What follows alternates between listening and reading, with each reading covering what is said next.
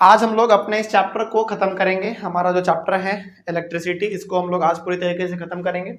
और खत्म करने का मतलब यहाँ पे ये नहीं है कि कंप्लीटली खत्म हो गया। खत्म करने का मतलब है कि आपका जो कॉन्सेप्ट समझने वाला था, पूरा थ्योरी ये सब था, वो पूरा आपका खत्म हो जाएगा। और कल से जो हमारा चलेगा वो न्यूमेरिकल्स का सिलसिला मतलब चालू होगा कल से। लेकिन आज हम लोग शुरू करेंगे अपना इलेक्ट्रिक पावर। इससे पहले हमारा एक टॉपिक और बच रहा है। टॉपिक का नाम है practical applications of heating effect of electric current. कल आपने heating effect of electric current को पढ़ा, उसी को हम लोग जूल्स लॉ ऑफ हीटिंग भी कहते थे, है ना। फॉर्मूला कैसे डिराइव करना है ये भी हम लोग सीख चुके थे कल। लेकिन कल जो आपने heating effect of electric current या फिर आप उसको और क्या कह सकते हैं, जूल्स लॉ ऑफ हीटिंग, जो कल आपने पढ़ा, उसका क्या इस्तेमाल है, उसका क्या यूज है, हम लोग यही आज पढ़ने वाले हैं सबसे पहले। उसके बाद फिर अपना सेकंड टॉपिक शुरू करेंगे जो कि होगा आपका इलेक्ट्रिक पावर, ठीक है। लेकिन पहले हम लोग ये जान लेते हैं कि आखिर जो हम लोगों ने कल heating effect of electric current पढ़ा, उसका एवरीडे लाइफ में क्या इस्तेमाल है, कहां पे उसका हम लोग इस्तेमाल करते हैं। तो पहले हम लोग यहाँ पे आज ये पढ़ेंगे, उसके बाद फिर चलेंगे हम लोग अपने इस वाले टॉपिक पे और फिर आपका खत्म हो जाएगा चैप्टर, ठीक है। चलिए शुरू करते हैं। तो हेडिंग आपका, हेडिंग लिखिए। हम यहाँ पे ये नहीं लिखने जा रहे हैं क्योंकि बस आपको ये ना बताएंगे और आप समझ जाएंगे। हेडिंग लिख लीजिए, आप लोग के बुक में एनसीईआरटी में है practical applications of heating effect of electric current, ठीक है। ये आपका टॉपिक है और इसमें कुछ पॉइंट है, उसको आप जरा मतलब थोड़ा फास्ट में लिखिएगा, लिखते चलो, लिखते चलिए। हेडिंग होगा आपका practical applications of heating effect of electric current, ये आपका हेडिंग है। और इसमें अब आप नीचे में फर्स्ट पॉइंट करके लिखिए, थोड़ा सा फास्ट में लिखिएगा, ठीक है, क्योंकि इसमें लिखना हम लोगों को आज बहुत कुछ है और इसको भी पढ़ना है, तो थोड़ा सा फटाफट। The electric iron, first point में लिखिएगा, the electric iron comma electric toaster comma electric, बताते हैं, इलेक्ट्रिक ओवन, पहला electric iron comma electric toaster comma electric oven comma electric kettle, KETTLE kettle, electric kettle, and electric heater are some devices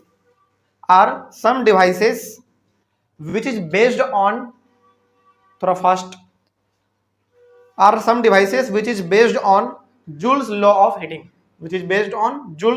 heating, full stop. ये आपका पहला point हुआ। समझाएंगे, सारे point को समझाएंगे, पहले आप एक बार लिख लीजिए जल्दी से फटाफट, which is based on Joule's law of heating, full stop. Second point लिखिए, Joule's law of heating is also used, Joule's law of heating is also used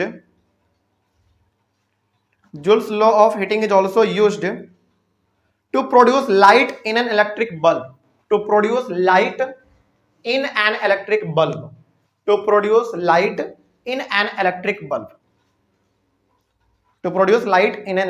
full stop। Third point लिखिए, third point, they fuse FUSE, the fuse which is used in electric circuit,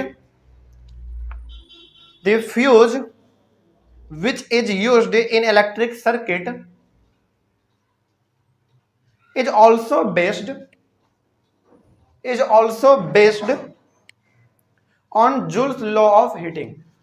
also based on Joule's law of heating, full stop। हो गया। चलिए अब यहाँ पे पहले समझ लीजिए, फिर आगे हम लोग पढ़ेंगे, लिखते चलेंगे और समझते हुए चलेंगे। इसमें आपने लिखा कि इलेक्ट्रिक आयरन, अच्छा कल हमने आपको बताया था जूल्स लॉ ऑफ हीटिंग का मतलब क्या है, सिंपल सा, आप उसको और किस नाम से जानते हैं, heating effect of electric current के नाम से जानते हैं। इसका सिंपल सा मतलब कल आपने समझा था, जो हमने यहाँ पे डेफिनेशन लिखा हुआ था कि heating effect of electric current का सिंपल सा मतलब होता है कोई डिवाइस लगातार कुछ समय तक चल रहा है तो वो गर्म हो जाता है, यही है हमारा heating effect of electric current. गर्म हो जाता है, ठीक है, लेकिन क्या heating effect of electric current का हम लोग अपने एवरीडे लाइफ में इस्तेमाल करते हैं कि नहीं करते हैं? बिल्कुल करते हैं। एग्जांपल आपका है इलेक्ट्रिक आयरन। जब आप कपड़े को प्रेस करते हो तो वहां पे आपको किस चीज की जरूरत है, आयरन का या आयरन में हीट का होना? बताइए, आयरन में हीट का होना, यानी कि वो जो आपका आयरन में हीट आ रहा है बेसिकली वो क्या है, heating effect of electric current है। लेकिन उसका इस्तेमाल हमने कैसे कर लिया, कपड़े को आयरन करने के लिए कर लिया हमने। इट मींस हम कह सकते हैं ना कि जूल्स लॉ ऑफ हीटिंग यानी कि heating effect of electric current का एवरीडे लाइफ में इस्तेमाल है। पहला हो गया आपका इलेक्ट्रिक आयरन। दूसरा इलेक्ट्रिक टोस्टर। अच्छा, आपने ना मूवी में या फिर आप लोगों के शायद घर में भी होगा, कहीं ना आपने कहीं ना देखा होगा, एक ना छोटा सा मशीन होता है, उसमें आप ब्रेड को ऐसे डालो, पूरा वो सेका के नहीं गर्म होकर बाहर निकलता है, वही आपका इलेक्ट्रिक टोस्टर है। और वहां पे भी बेसिकली हम लोग हीट का ही इस्तेमाल करते हैं, ये आपका दूसरा यूज हो गया। तीसरा आपका इलेक्ट्रिक ओवन। अच्छा, इलेक्ट्रिक ओवन में ना हमारा खाना वाना भी बनता है, थोड़ा सा वो कढ़ाई के जैसा होता है, बॉक्स टाइप, उसमें आपका खाना बनता है, और उसमें तो शायद कोई कोई पानी भी बॉयल हो जाता है, ऐसा कुछ होता है। तो इलेक्ट्रिक ओवन हो गया। इलेक्ट्रिक केटल, अच्छा जैसे हम लोग चाय बनाते हैं ना अपने घर में किटली पे, वो इलेक्ट्रिक का भी आता है, बिजली पे, जो कि हमारा बिल्कुल बिजली पे चलेगा, वो भी आपका उसी में काम करता है। इलेक्ट्रिक हीटर, हीटर तो बड़ा कॉमन सा है। ये सबका सब जो डिवाइस हमने आपके सामने नाम लिया, ये ऐसा डिवाइस है जो कि heating effect of electric current के ऊपर काम करता है।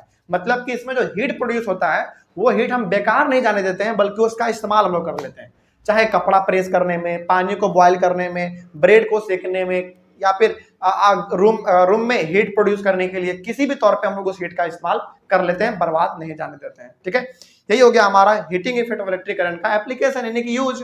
ठीक है, आगे उसके बाद कहा गया है Joule's law of heating is also used to produce light in an electric bulb. अच्छा, बल्ब के बारे में तो हम लोग अभी पूरा डिटेल में पढ़ेंगे, उसके लिए आपको टेंशन नहीं लेना है। The fuse which is used in electric circuit is also based on Joule's law of heating, इसके बारे में भी पढ़ेंगे। अब देखिए, यहाँ पे आपके सामने दो चीज इस्तेमाल हुआ कि जूल्स लॉ ऑफ हीटिंग का हम लोग बल्ब को जलाने में भी इस्तेमाल करते हैं, पहला। जूल्स लॉ ऑफ हीटिंग का हम लोग फ्यूज में भी इस्तेमाल करते हैं। ये दो चीज आपके लिए है, और ये दो चीज ना कभी कभी डिटेल में पूछ लेगा, बताइए बल्ब कैसे काम करता है, फ्यूज कैसे काम करता है। चलिए उसके बारे में अब लिखिए। नेक्स्ट हेडिंग दीजिए उसी में, practical application of heating effect, sorry practical application of heating effect of electric current. ये तो आपका क्या हो गया, ये आपका क्या हो गया, मेन हेडिंग। उसके नीचे आपने 3 पॉइंट लिखा, उसके नीचे आप दीजिए heading electric bulb. Electric bulb, और इलेक्ट्रिक बल्ब में भी हम आपको 3 पॉइंट लिखवाते हैं, उसके बारे में लिख लीजिए। उसके बाद फिर इलेक्ट्रिक बल्ब आपका कैसे काम करता है, कैसे हम लोग उसका हीट को इस्तेमाल करके लाइट प्रोड्यूस करते हैं, ये हम लोग जान लेते हैं।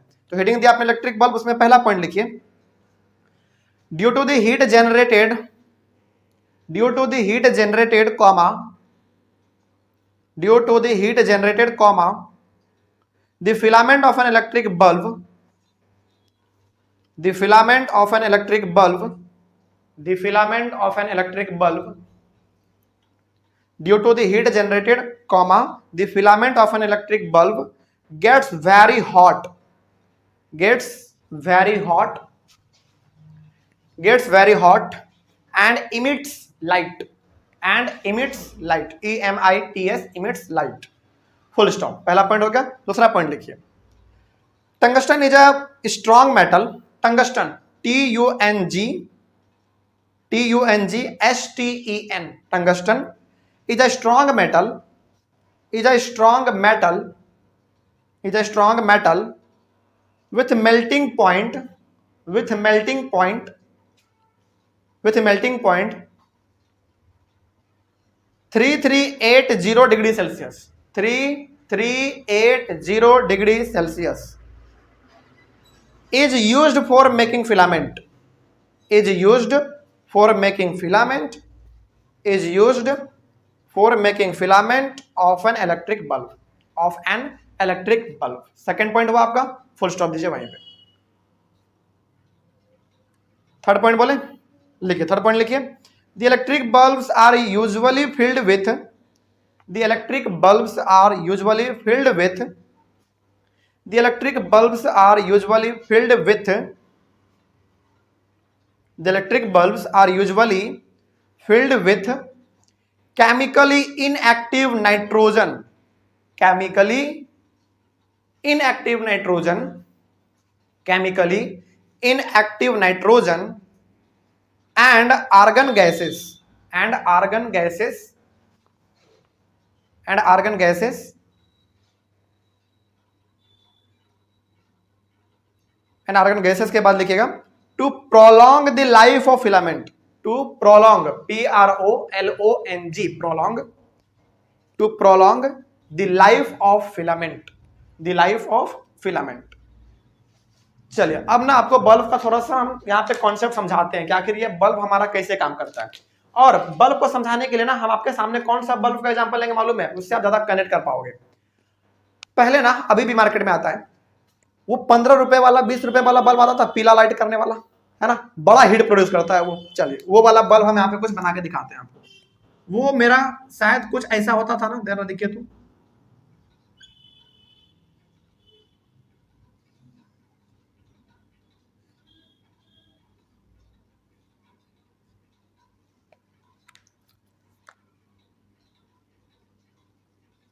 ऐसा होता था। हालांकि ये मार्केट में अभी भी मिलता है, लेकिन इसका इस्तेमाल ना हम लोग बहुत कम कर दिए हैं। अब हम लोग क्या इस्तेमाल करते हैं, ये ब्लू लाइट वाला अब करते हैं ना, लेकिन पहले तो इसी का क्रेज था पूरे मार्केट में, हर जगह पे आपको मिलता था पहले। चलिए बल्ब कैसे काम करता है वो समझिए। देखिए सबसे पहली बात, इस बल्ब को आपने कभी गौर किया है, जब ये लगातार 3-4 घंटा ना जलता था, 3-4 घंटा लगातार ये जल रहा है, उसके बाद जब आप इसको टच करते थे ना, बहुत गर्म हो जाता था। आपने कभी टच किया इसको? नहीं किया होगा शायद आपने, बहुत सारे बच्चे किए होंगे। लेकिन जब आप इसको ना 3-4 घंटे लगातार जलने के बाद टच करेंगे ना, ये बहुत ही गर्म हो जाता है। क्यों गर्म होता है ये बताते हैं पहले, लेकिन जलता कैसे पहले ये समझ लीजिए, ठीक है। ये जो आप देख रहे हैं ना, ये आपका बल्ब है सिंपल सा, मार्केट में पहले 15-20 रुपए में मिल जाता था, लेकिन अभी कितना प्राइस इसका ये हमको नहीं मालूम, ठीक है। अब देखो ये होता क्या था इसमें बेसिकली, जब हम लोग लगातार इलेक्ट्रिक करंट इसको देंगे तो ये क्या हो जाएगा, हीट होगा।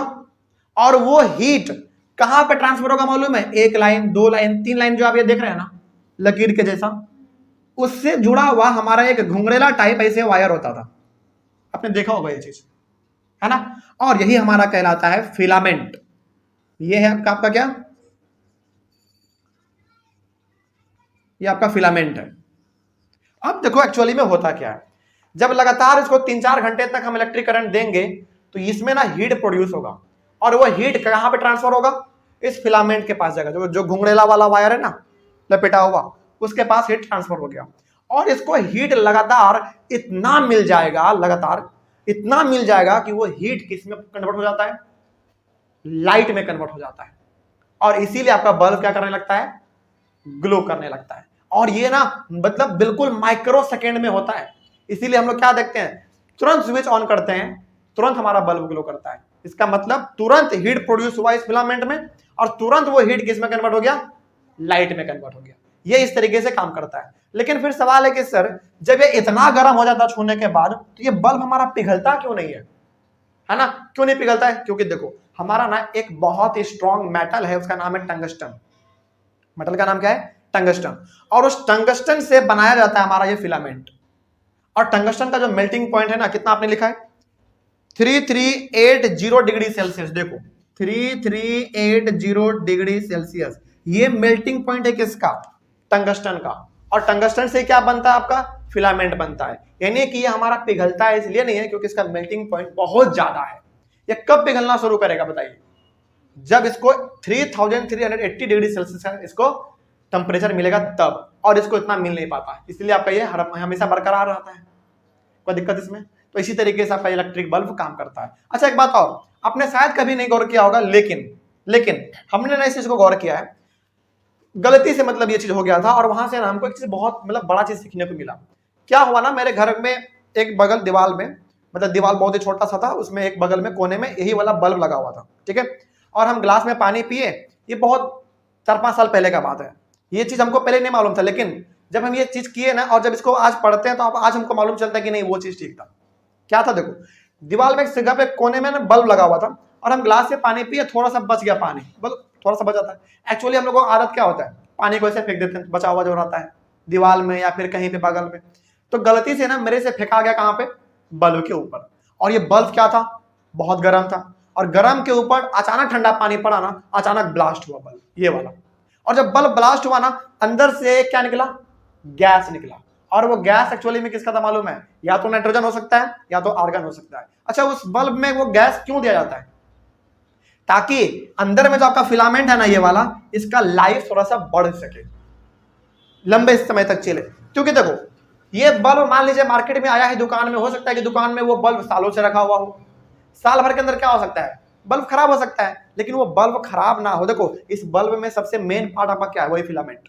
वो खराब है नहीं चलेगा, अच्छा है जल जाएगा। तो दुकान में जिस सालों से रखा हुआ है बल्ब, तो ऑब्वियस ये बात वो खराब हो सकता है, लेकिन वो खराब ना हो इसके लिए इसके अंदर पहले से ही भर दिया जाता है नाइट्रोजन और आर्गन गैस, ताकि इसके लाइफ को बढ़ाया जा सके। तो इसी तरीके से आपका इलेक्ट्रिक बल्ब काम करता है। बात समझ में आया? तो इलेक्ट्रिक बल्ब में ना बहुत कुछ, यदि आपको याद ना रहे तो केवल इतना याद रखिएगा कि इलेक्ट्रिक बल्ब को जब लगातार हम करंट देते हैं 3-4 घंटे तक, वो करंट हालांकि तो काम माइक्रो सेकंड के अंदर करता है क्योंकि वो तुरंत जल जाता है हमारा, ठीक है, लेकिन थोड़ा सा और उसके बारे में समझ लीजिए। जब करंट इसको मिलता है तो वो करंट हमारा कन्वर्ट होता है पहले हीट एनर्जी में, और वो हीट एनर्जी ट्रांसफर हो जाता है किसको, फिलामेंट को, और वो अचानक क्या करता है उस हीट एनर्जी को लाइट एनर्जी में कन्वर्ट कर देता है, इसीलिए हमारा पूरा रूम चमकने लगता है ना। और इतना होने के बाद फिर क्या होता है, ये हमारा ये जो फिलामेंट है ये हमारा बना हुआ है एक स्ट्रॉन्ग मेटल जिसका नाम है टंगस्टन, और टंगस्टन का मेल्टिंग पॉइंट होता है 3380 डिग्री सेल्सियस, इसीलिए ये हमारा जल्दी पिघलता नहीं है। ओके, कोई डाउट इसमें? चलो आगे बढ़ते हैं। फिर उसके बाद फिर और इसमें ये था कि नाइट्रोजन का या फिर आर्गन का गैस इसमें डाला हुआ रहता है पहले से, ताकि इसका लाइफ थोड़ा सा और ज्यादा बढ़ सके, यही चीज था हमारा, और यही हमारा वर्किंग है किसका, बल्ब का। अगला आप हेडिंग लिखिए फ्यूज, अगला आप लिख लो फ्यूज के बारे में। फ्यूज में लिखिए पहला पॉइंट, फ्यूज में पहला पॉइंट, इसमें 6-7 पॉइंट है तो थोड़ा फास्ट लिखिएगा। पहला लिखिए, it is a safety device of an electric circuit, it is a safety device, it is a safety device of an electric circuit, it is a safety device of an electric circuit, full stop. Second point लिखिए, it protects electric circuits, it protects electric circuit, it protects electric circuit and components and components and components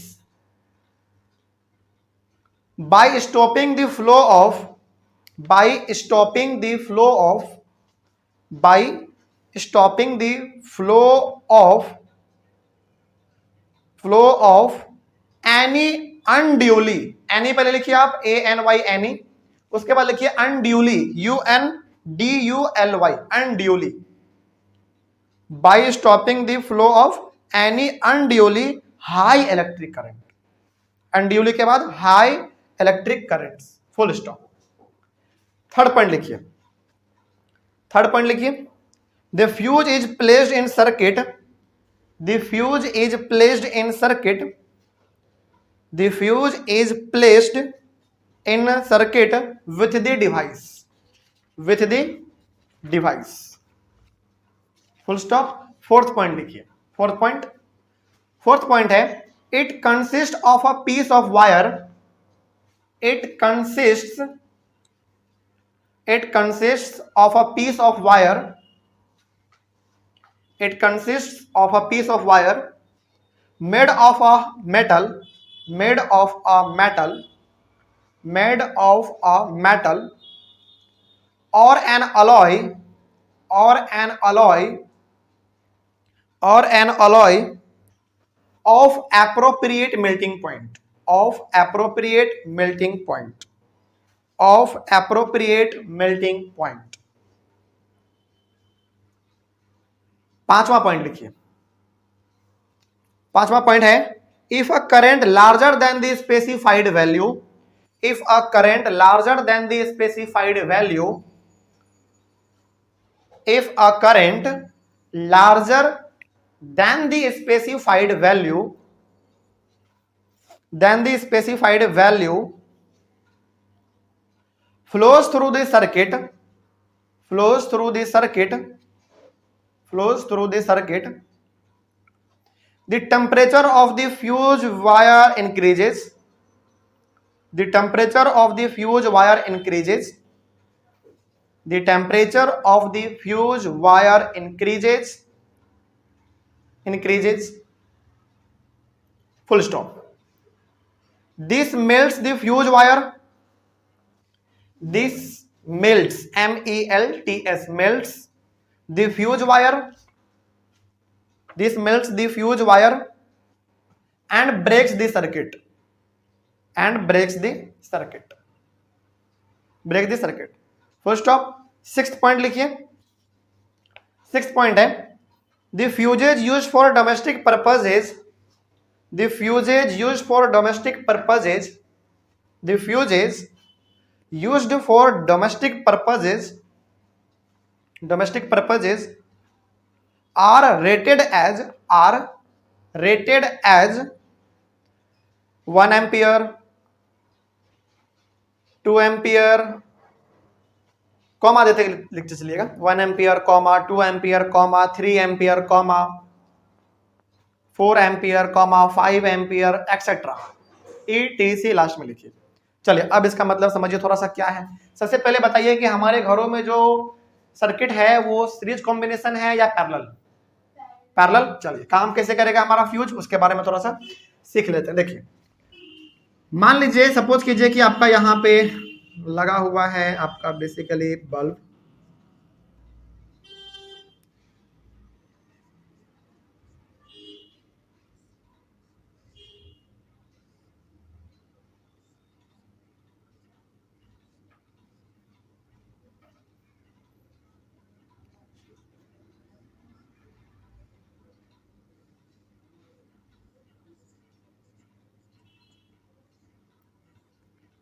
क्योंकि ये parallel combination है, obvious सी बात है। तो हमारे घर का ये सर्किट है, मान लीजिए आप सपोज करो कि इस वाले वायर में आपका लगा हुआ है चलो हीटर छोड़ दो, वॉशिंग मशीन, शॉर्ट में लिख देते हैं वॉशिंग मशीन। इस वाले वायर में आपका लगा हुआ है टीवी, और इस वाले वायर में आपका लगा हुआ है मान लेते हैं चलो कंप्यूटर। ओके, क्योंकि हमारा पैरेलल है तो ऑब्वियस ये बात है हमारा अलग अलग वायर किस चीज के लिए होता है, अलग अलग डिवाइस के लिए। जैसे हमारा ये वाला जो कोचिंग में यहाँ पे लगा हुआ है रूम में, ये पैरेलल कॉम्बिनेशन है, तो ये वाला वायर इस बल्ब के लिए है, वो वाला वायर उस मरकरी के लिए है, ये वाला वायर इस फैन के लिए है, बाहर जो है वो वाला वहां पे जो बल्ब लगा हुआ है उसके लिए है। मतलब पैरेलल में हमारा हर रास्ता जो है वायर का वो अलग अलग चीजों के लिए होता है। ठीक है, और बताइए मान लीजिए कि आना सपोज करो कि आपके ये घर का ही सर्किट है, ठीक है, और आपके इस पूरे घर के सर्किट में वॉशिंग मशीन में, टीवी में, कंप्यूटर में, हर जगह पर जो करंट जा रहा है वो कहां से जा रहा है, आपका मेन यहां से जा रहा है। और सपोज कर लीजिए कि यहाँ पे ना आपका एक प्रकार का यहाँ पे ऐसा लगा हुआ होता है, ऐसा होता है वो। ठीक है, चलो थोड़ा सा और अच्छा बनाते हैं।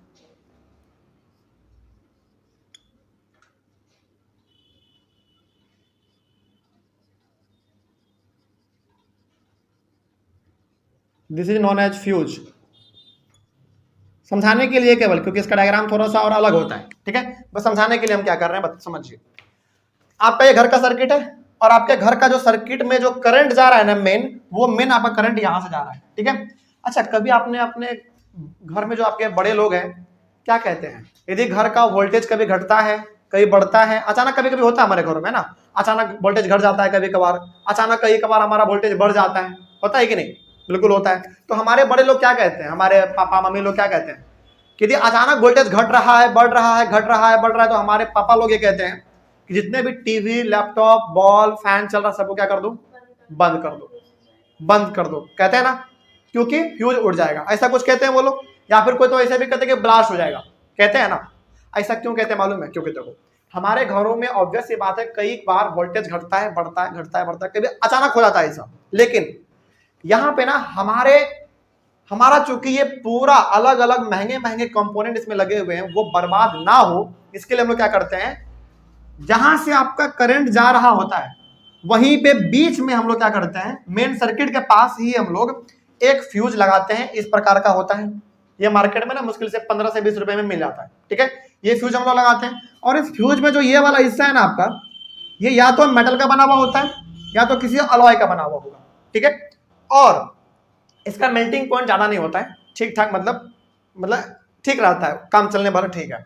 तो यहाँ पे आपका पूरा मेन सर्किट था, यहाँ पे आपका करंट इधर से इसके पास जाता, लेकिन यहीं पे आपने क्या कर दिया है, एक फ्यूज लगा दिया है। और जैसे ही करंट अचानक बढ़ेगा ना, यानी कि वोल्टेज अचानक बढ़ेगा, इस मेटल प्लेट को बेसिकली, या फिर आप इसको वायर भी कह सकते हैं, इसको करंट क्या मिलेगा या फिर वोल्टेज क्या मिलेगा, बहुत ज्यादा मिलेगा। और इसका मेल्टिंग पॉइंट ना बहुत ही कम होता है। जब इसको अचानक वोल्टेज ज्यादा मिलेगा ना, ये क्या हो जाएगा, पिघल जाएगा। और जब ये पिघलेगा, इट मीन्स पिघल गया, इसका मतलब है कि इन्होंने क्या कर दिया, कनेक्शन ही तोड़ दिया अपना। क्या आगे करंट बढ़ पाएगा? बिल्कुल भी नहीं, ये इसका बॉक्स है। आगे जो करंट बढ़ रहा था वो इसके वजह से बढ़ रहा था, जो यहाँ पे था हमारा वो। अब हमारा करंट आगे बढ़ेगा ही नहीं, तो बताइए क्या हमारा ये सारा का सारा कंपोनेंट सुरक्षित रहेगा कि नहीं रहेगा? बिल्कुल रहेगा। तो यही हमारा फ्यूज ऐसे काम करता है। तो फ्यूज का मतलब क्या समझा आपने? फ्यूज एक छोटा सा ऐसा डिवाइस है जो मार्केट में लगभग 15 से 20 रुपए में मिल जाता है, जो कि आपके घर के पूरे कंपोनेंट को, पूरे सर्किट को बर्बाद होने से बचा सकता है। वहां पे उसको हम लोग क्या करते हैं, बेसिकली अपने सर्किट में ही मेन जगह पर, यानी कि मेन सर्किट के जगह पर ही हम लोग उसको लगा देते हैं। और जब अचानक वोल्टेज घटता है, बढ़ता है, अब वोल्टेज अचानक बढ़ जाने की वजह से ये हमारा क्या होता है, फ्यूज जल जाता है। और ये वहीं पे जल के ना वहीं पे वो खत्म भी हो जाता है, तुरंत वो जल जाता है। और जलने का मतलब है कि वो आगे करंट पास होने ही नहीं दे रहा, क्योंकि रास्ता ही नहीं बचा हुआ, किससे पास होगा? तो करंट यहीं पे आगे क्या हो जाता है, रुक जाता है, आगे बढ़ ही नहीं पाता। इसके वजह से हमारा सर्किट ब्रेक हो चुका, और ब्रेक हो चुका तो आगे करंट जाएगा ही नहीं, और सारा कंपोनेंट आपका सुरक्षित रहेगा। इसीलिए हम लोग कहते हैं कि फ्यूज आपका क्या है, एक प्रोटेक्टिव डिवाइस है आपके पूरे घर के सर्किट के लिए। तो आपने जो पॉइंट लिखा, क्या उस पॉइंट में आपको दिक्कत? सारा चीज आपने यहाँ पे समझ लिया है। इसका मेल्टिंग पॉइंट उतना ज्यादा नहीं होता, याद रखिएगा, क्योंकि मान लीजिए मेल्टिंग पॉइंट ज्यादा होगा तो क्या जल्दी पिघलेगा? नहीं पिघलेगा, तो ऑब्वियस सी बात है करंट इसको पास होता रहेगा और ये आपका सारा पूरे घर के सर्किट को बर्बाद कर देगा। और आपको जानकर बड़ी हैरानी होगी कि इसी से घरों में आग भी लगता है, फ्यूज ना लगाने की वजह से, क्योंकि वोल्टेज अचानक घटेगा, बढ़ेगा, घटेगा, बढ़ेगा, तो कहीं पे भी यदि गलती से शॉर्ट सर्किट हुआ, पूरे घर में आपका सर्किट में आग लगेगा। और उसके कांटेक्ट में यदि आपका बेडरूम है या फिर कोई जलने वाला चीज है कांटेक्ट में आएगा, पूरे घर में आग लग जाएगा। इसीलिए आज आप लोग घर जाना और अपने पिताजी से पूछना, क्या पापा आपने घर में फ्यूज लगाया है? यदि हाँ तो आप ठीक है, नहीं तो लगा लो सही में, क्योंकि 15 से 20 रुपए में बस मिलता है। हालांकि ये तो हम लोग अपने घर में अपने से भी बना सकते हैं वायर का, लेकिन ट्राई मत करना, तो शॉर्ट सर्किट लग सकता है। ठीक है, तो मार्केट में आप जाइए और जो इलेक्ट्रिकल दुकान है, इलेक्ट्रिसिटी जो बेसिकली जो हार्डवेयर का दुकान है, आप वहां पे जाइए, आप बोलिएगा कि अंकल जी हमको एक फ्यूज दे दीजिए। फिर वो पूछेगा बेटा कितने एम्पियर का तुमको फ्यूज चाहिए, तो आप क्या बोलोगे? हालांकि आपको बोलना नहीं पड़ेगा, क्योंकि वो लोग अपने हिसाब से दे देते हैं, क्योंकि हमारे घरों में ना एक ही प्रकार का करंट आता है। अब ऐसा थोड़ी है कि आपके घर में वोल्टेज 220 वोल्ट का आ रहा है, मेरे घर में 440 वोल्ट का आएगा, ऐसा नहीं है। हर जगह पे, मतलब पूरे सिटी में या फिर, और हाँ एक बात और आपको बताते हैं, पूरे इंडिया में हर जगह पर बेसिकली घर के पर्पज के लिए जो वोल्टेज आता है वो कितना आता है मालूम है आपको? 220 वोल्ट। तो ऑब्वियस सी बात है, उसी के हिसाब से दुकानदार फ्यूज रखता भी है, और जब जाके मांगेंगे कि फ्यूज दीजिए तो वो दे देगा, आपको बोलने का जरूरत भी नहीं पड़ेगा। लेकिन हाँ, हमारा जो ज्यादा इस्तेमाल होने वाला फ्यूज है वो 1 एम्पियर का है, 2 एम्पियर, 3 एम्पियर, 5 एम्पियर, 10 एम्पियर, और भी बहुत सारे होते हैं। ये सब आपका फ्यूज का रेटिंग है, इस प्रकार का आपको फ्यूज मार्केट में मिल जाता है। तो अब फ्यूज समझ में आ गया क्या होता है?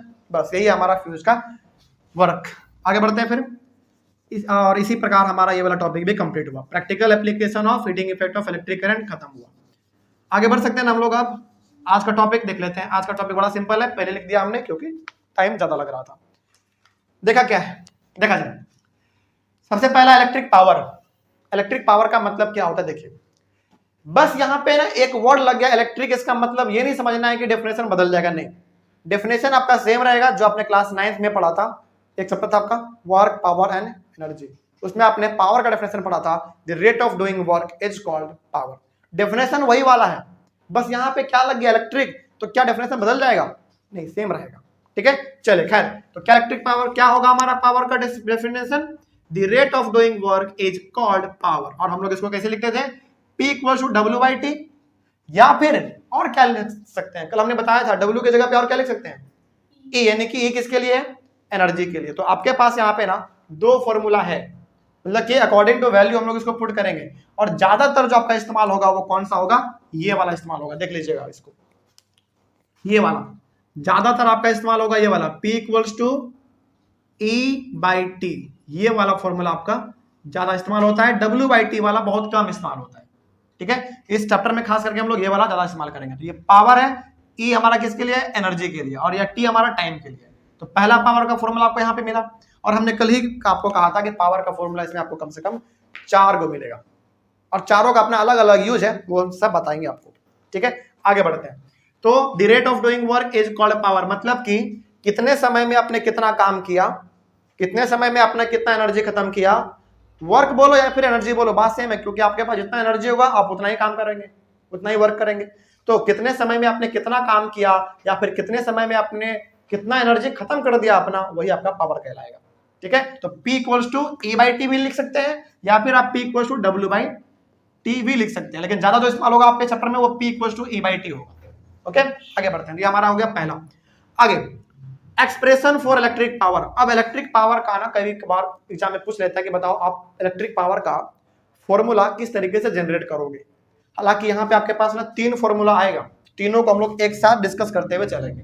ठीक है, तो कैसे करेंगे देख लीजिए। Let a current I be flowing through a resistor of resistance are.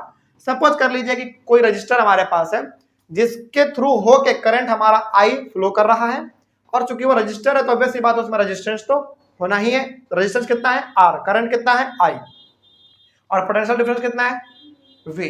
ठीक है, आगे बढ़ते हैं। अब अगला क्या है, ये आपको लेट कर लेना है। सपोज कर लेना है कि हाँ कोई रजिस्टर है, करंट इतना है, रेजिस्टेंस इतना है, पोटेंशियल डिफरेंस इतना है, बस। ठीक है, अब हमारा फॉर्मूला कैसे जनरेट होगा ये देखिए। नाउ वी नो दैट, कल हमने ना एक फॉर्मूला लिखा था आपके लिए P इक्वल्स टू VI, और हमने कल कहा था कि आपको अभी फिलहाल उस पर ध्यान नहीं देना। क्यों? क्योंकि हमको आज दोबारा यहाँ पे पढ़ना है। ठीक है, तो हमारा होता है P equals to V by I. ये कैसे आया था ये हमने कल प्रूफ किया था, यहाँ पे प्रूफ करने की जरूरत नहीं है, आप डायरेक्ट यहाँ पे लिख सकते हैं। ठीक है, तो P इक्वल्स टू VI, ये आपका दूसरा हो गया पावर का फॉर्मूला। पहला ये, दूसरा ये। आगे बढ़ते हैं फिर। अब यहाँ पे कुछ चीजें हैं, देखते चलिए फटाफट। P equals to IR into T. अच्छा, यहाँ पे कैसे हुआ? V के जगह पे हमने क्या लिखा IR। रीजन क्या दिया हमने? V इक्वल्स टू IR होता है, ओम्स लॉ। तो हम यहाँ पे क्या V के जगह पे IR लिख सकते हैं? कहां से? ओम्स लॉ से। तो V के जगह पे IR लिखा और I के लिए हमने I रहने दिया। I यहाँ पे कितने बार दिख रहा है आपको?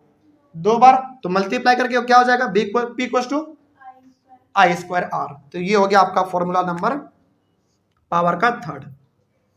आगे बढ़ते हैं। Also P equals to VI, आप तो पहले से जानते हैं इसको, देख लीजिए। P इक्वल्स टू VI आप यहाँ पे जानते हैं इसको पहले से। इसी से हम एक फॉर्मूला और क्रिएट कर लेते हैं। V के लिए हमने V रहने दिया और I के लिए हमने V बाई R लिखा। बोलो क्यों? क्योंकि ये भी आप यदि ओम्स लॉ पे थोड़ा सा ध्यान से देखेंगे ना तो आपको यहाँ पे I का फॉर्मूला मालूम चलेगा V बाई R। कैसे? देखिए, V इक्वल्स टू IR होता है, आपको चाहिए I का, तो क्या हो जाएगा? R को इधर भेज देंगे तो डिवाइड हो जाएगा, यानी कि V बाई R बराबर किसके?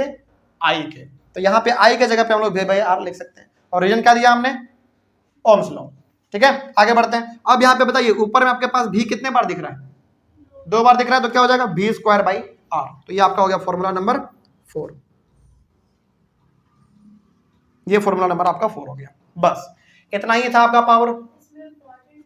हाँ, इसमें इंपॉर्टेंट कौन सा है चलिए ये भी बताते हैं आपको हम। इंपॉर्टेंट इसमें ना, हालांकि ये तो हम कल बताने वाले थे क्योंकि सारा फॉर्मूला एक बार आएगा, चलिए कोई बात नहीं है, हम यहाँ पे ना एक बार आपको बता देते हैं। हाँ, थोड़ा सा आप इसको लिख लीजिएगा, बहुत इंपॉर्टेंट है ये बात। ये वाला पावर का फॉर्मूला हम लोग तब लगाएंगे जब बात होगा सीरीज कॉम्बिनेशन का, याद रखिएगा इस बात को। ये वाला पावर का फॉर्मूला हम लोग कब लगाएंगे? जब बात होगा किसका? सीरीज कॉम्बिनेशन का। हालांकि हम ये बात कल भी आपको बताएंगे जब हम लोग एक बार पूरा, हालांकि कल हम लोग न्यूमेरिकल सॉल्व करेंगे, लेकिन न्यूमेरिकल सॉल्व करने से पहले हम आपको क्या करेंगे? पूरा फॉर्मूला जितना अपने चैप्टर में पढ़ा है एक जगह पे लिखा देंगे, बस काम चल जाएगा आपका। तो ये वाला पावर का फॉर्मूला हम लोग तब इस्तेमाल करेंगे जब बात हो किसका? सीरीज कॉम्बिनेशन का। और ये वाला पावर का फॉर्मूला हम लोग तब लगाएंगे जब बात हो पैरेलल कॉम्बिनेशन का। ओके, कोई दिक्कत इसमें? अच्छा, फिर सवाल है कि सर यही वाला फॉर्मूला हम क्यों लगाएंगे पावर में? क्योंकि यही वाला फॉर्मूला हम सीरीज कॉम्बिनेशन में क्यों लगाएंगे? याद है आपको, सीरीज कॉम्बिनेशन में हमारा करंट क्या होता था? सेम होता था। तो करंट हमारा सेम होगा, इसलिए यहाँ पे हमारा करंट है, इसीलिए हम इसको लगाएंगे सीरीज कॉम्बिनेशन में। और ये वाला बताइए हम पैरेलल में क्यों लगा रहे हैं? क्योंकि उसमें पोटेंशियल डिफरेंस सेम होता था, इसीलिए।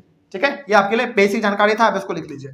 और अब सवाल है कि सर ये वाला कब लगाएंगे और ये वाला कब लगाएंगे? देखिए, ये वाला फॉर्मूला तब लगाएंगे जब पावर और एनर्जी दोनों एक साथ पूछे, क्योंकि इसमें पावर भी है और एनर्जी भी है। ठीक है, ये वाला कब लगाएंगे? जब पावर और एनर्जी दोनों एक साथ पूछ ले, तो ये वाला लगाएंगे। और ये वाला कब लगाएंगे? According to value. मान लीजिए सीरीज का भी बात नहीं कर रहा है, पैरेलल का भी बात नहीं कर रहा है, केवल हमारे पास वैल्यू दिया हुआ है पोटेंशियल डिफरेंस और इलेक्ट्रिक करंट, तो ये वाला फॉर्मूला लगा देंगे। चारों का ना अपना अलग अलग इंपॉर्टेंस है, ये वाला कब लगाएंगे? जब बात हो सीरीज कॉम्बिनेशन का। ये वाला कब? जब बात हो पैरेलल कॉम्बिनेशन का। ये वाला कब? जब बात हो पावर और एनर्जी दोनों एक साथ का, तब लगाएंगे। और ये वाला सिंपल सा आप देख लीजिएगा कि यदि बी और आई दिया हुआ है तो सिंपल से आप ये वाला लगा दो, बस बात खत्म। तो 4 पावर का फॉर्मूला आपके पास है, ठीक है। हालांकि खास करके आपको इन दोनों में ज्यादा ध्यान देना है।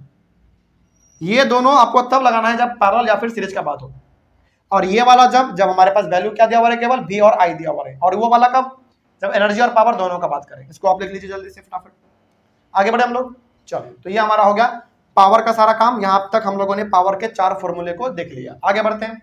अच्छा, एक बार बताइए, क्या हमारा ये जो पावर है, ये पावर, इसका SI यूनिट क्या होना चाहिए?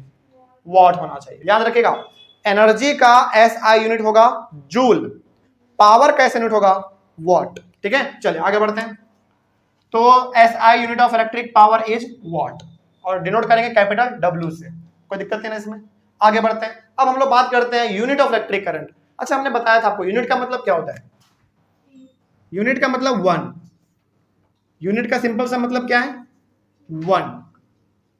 यानी कि इलेक्ट्रिक पावर 1 वॉट कब होगा, इसका मतलब तो ये हुआ। यूनिट ऑफ इलेक्ट्रिक पावर का मतलब हो गया कि इलेक्ट्रिक पावर 1 वॉट कब होगा। देखते हैं कब होगा। When a current of 1 ampere flows through the device under the potential difference of 1 volt, then the electric power is 1 watt. यहां पे ना अब सवाल है कि सर आपने कौन सा फॉर्मूला लगा के निकाला है? ये वाला, P इक्वल्स टू VI। देखिए वहां पे करंट कितना है? 1 एम्पियर, पोटेंशियल डिफरेंस कितना है? 1 वोल्ट। दोनों को हमने मल्टीप्लाई किया, कितना आएगा? 1 वॉट। ये वाला फॉर्मूला हम लगाया है। हालांकि आप ये भी लगा सकते थे, ये भी लगा सकते थे, ये भी, लेकिन इसके लिए क्या चाहिए होगा आपको? वैल्यू बस अलग अलग चाहिए होगा। क्योंकि हमने वहां पे केवल इलेक्ट्रिक करंट और पोटेंशियल डिफरेंस लिया है, इसीलिए हमने ये वाला लगाया। मान लीजिए हम इलेक्ट्रिक करंट और रेजिस्टेंस लेते तो ये वाला लगाते।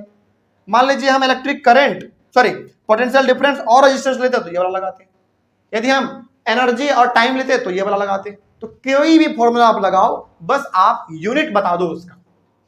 इलेक्ट्रिक पावर का 1 वॉट कब होगा ये बता दो, बस सिंपल।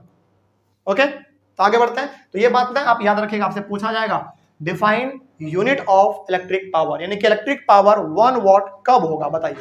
तब होगा जब किसी डिवाइस से 1 एम्पियर का करंट, 1 पोटेंशियल डिफरेंस जब उसमें रहे, यानी कि potential difference 1 volt, current 1 ampere, जब दोनों पास हो जाए, सिंपल सा आपका होगा वो 1 वॉट। ओके, तो वही बात वहां पे लिखा हुआ था कि when a current of 1 ampere flows through the device under the potential difference of 1 volt, यानी कि डिवाइस में पोटेंशियल डिफरेंस 1 वोल्ट का है और उससे हमारा 1 एम्पियर करंट पास हो जा रहा है, तो हमारा जो पावर होगा वो 1 वॉट हो जाएगा। वो यहाँ पे लिखा हुआ है। आगे बढ़ते हैं फिर। The unit of what is very small unit. अच्छा, यहाँ पे जो आप वॉट पढ़ रहे हैं ना, पावर का हालांकि ऐसा यूनिट क्या होगा? वॉट होगा। लेकिन ये जो वॉट है ना, ये बहुत ही छोटा यूनिट है। जैसे हम लोग बोलते हैं ना केजी हमारा थोड़ा सा बड़ा यूनिट है, ग्राम क्या हो गया उसका? छोटा यूनिट हो गया। उसी प्रकार से हमारा जो ये वॉट है ना, वो SI यूनिट तो है पावर का, लेकिन ये छोटा यूनिट है। अब इससे हमको क्या चाहिए? बड़ा यूनिट थोड़ा सा चाहिए, जो हम लोग अपने घरों में इस्तेमाल करते हैं। अच्छा, अपने घर में, आप अपने घर में क्या इस्तेमाल करते हैं बताइए? क्या बोलते हैं आप अपने घर में? यूनिट बोलते हैं आप। यूनिट, कितना यूनिट बिजली उठा, ऐसे बोलते हैं ना हम लोग। वही इसमें भी पढ़ना है आपको आगे, लेकिन देखते हैं क्या है उसके बाद। तो the unit what is very small unit, यानी कि जो ये हमारा यूनिट वॉट है ना, ये बड़ा छोटा सा यूनिट है। अब इसके लिए क्या चाहिए? देखिए, in everyday life we use a much larger unit called kilowatt. हम लोग अपने घरों में ना थोड़ा सा बड़े यूनिट का बात करते हैं, और वो हमारा क्या है? किलोवाट। और किलोवाट को कैसे लिखेंगे? देखिए, स्मॉल के W, थोड़ा सा हमारा बड़ा वाला, छोटा वाला के, बड़ा वाला W, किलोवाट। ठीक है, आगे बढ़ते हैं। 1 किलोवाट में फिर हमारा बताइए कितना वाट होना चाहिए? 1 किलो लग गया, मतलब कितना होना चाहिए? 1000 होना चाहिए। तो 1 kilowatt is equal to 1000 watt. यहां तो कोई दिक्कत नहीं है। आगे बढ़ते हैं। अब 1 वॉट आवर क्या होगा? देखो, चीजों को ना समझते हुए चलना, बहुत सिंपल है। सबसे पहले पावर का SI यूनिट वॉट होता है, लेकिन ये हमारा बहुत ही छोटा सा यूनिट है। हम लोग अपने घरों में इस्तेमाल करते हैं क्या? थोड़ा सा बड़ा वाला यूनिट। उस बड़े वाले यूनिट को क्या कहेंगे हम लोग? किलोवाट कहेंगे, लिखेंगे इसे। और 1 किलोवाट का मतलब हो गया 1000 वॉट। ओके, अब जरा आप लॉजिक लगा के बताओ कि 1 वॉट आवर का मतलब क्या हो सकता है? 1 वॉट आवर मतलब देखो 1 watt hour is the energy consumed when 1 watt of power is used for 1 hour। मतलब 1 वॉट का पावर किसी डिवाइस को मिल रहा है लगातार कितने समय के लिए, 1 घंटा के लिए, तो हम कहेंगे उसको वो 1 वॉट आवर हो गया। तो कैसे लिखेंगे, 1 W बड़ा वाला और H हमारा छोटा वाला। ये सब आपके एनसीईआरटी में लिखा हुआ है, ठीक है, तो इसको आप लिखते हुए चलिएगा। तो जब हमारा किसी डिवाइस को 1 वॉट का पावर लगातार 1 घंटे तक मिलता रहे तो हम लोग कहेंगे उसको 1 वॉट आवर, ठीक है।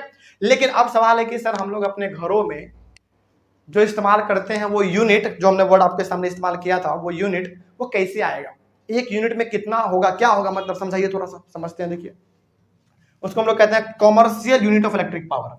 Commercial unit of electric power क्या है, देखिए the commercial unit of electric power is kilowatt hour.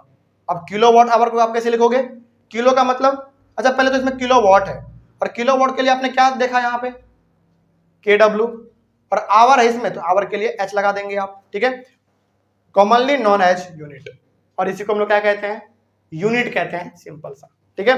अब 1 किलोवाट आवर में हमारा कितना एनर्जी होगा, थोड़ा सा उसको देख लेते हैं, ठीक है। देखिए यहाँ पे क्या लगा हुआ है 1, तो 1 के लिए हमने 1 लिखा, यहाँ पे KW का मतलब किलोवाट, और किलोवाट में कितना वाट, 1000, तो यहाँ पे 1000 लिखा आपने, और आवर मतलब यहाँ पे घंटा लेना है, 1 घंटा, ठीक है, क्योंकि ये 1 का बात कर रहा है, तो 1 घंटे में कितने सेकंड, 3600 सेकंड। इसको आप सॉल्व करो, 1 का तो यहाँ पे कोई मतलब नहीं है, आप इन दोनों को बेसिकली मल्टीप्लाई करोगे और वॉट और सेकंड को लास्ट में कर देते हैं, ठीक है। ये अभी आपका अधूरा है, इसके बाद हम लोग यहाँ पे कर लेते हैं। इधर का मिटा दें, चलिए इसका एक बार स्क्रीनशॉट लीजिए जल्दी से, इधर का मिटा देते हैं।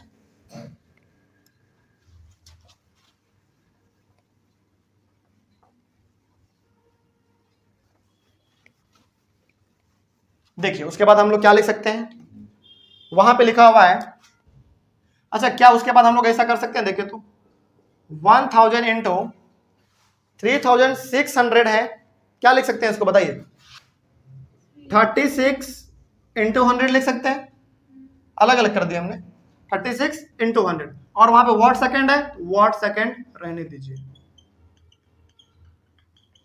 ओके।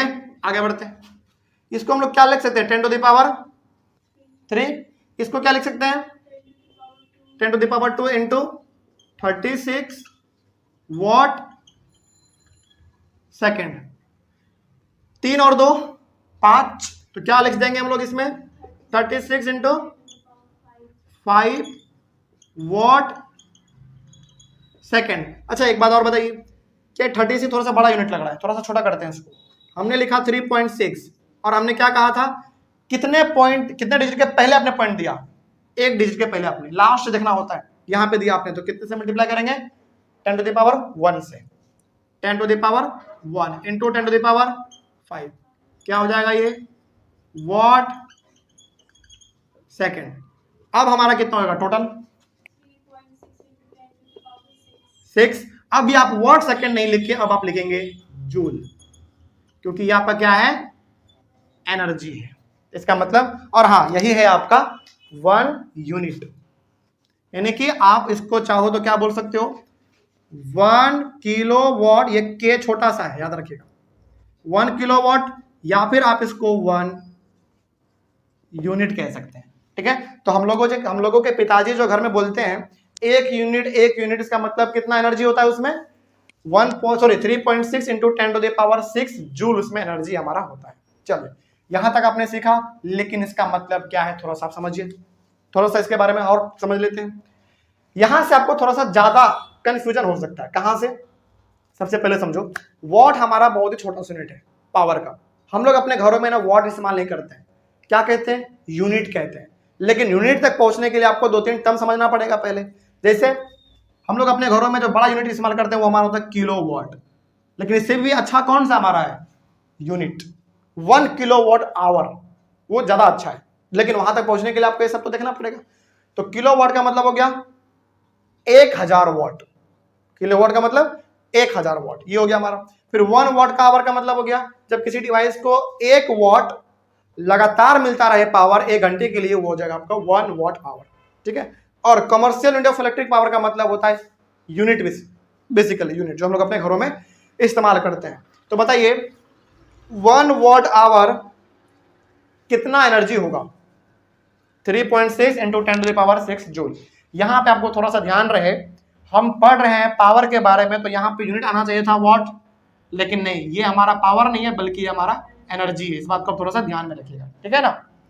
चलिए, तो यहीं पे हमारा ये वाला क्लास भी, चलिए इसका पहले आप लोग एक बार अच्छे से स्क्रीनशॉट लीजिए और इसको बनाइए। और यहीं पे हमारा जो पूरा चैप्टर था, कॉन्सेप्ट को समझने वाला, थ्योरी को पूरा समझने वाला, सब चीज हम लोगों ने खत्म कर दिया है। मेरे तरफ से जितना हो सकता था हमने चैप्टर में किया है। और समझिएगा ध्यान से, आपके पास होमवर्क क्या है? हाँ, आज होमवर्क देंगे, बिल्कुल आज होमवर्क देंगे।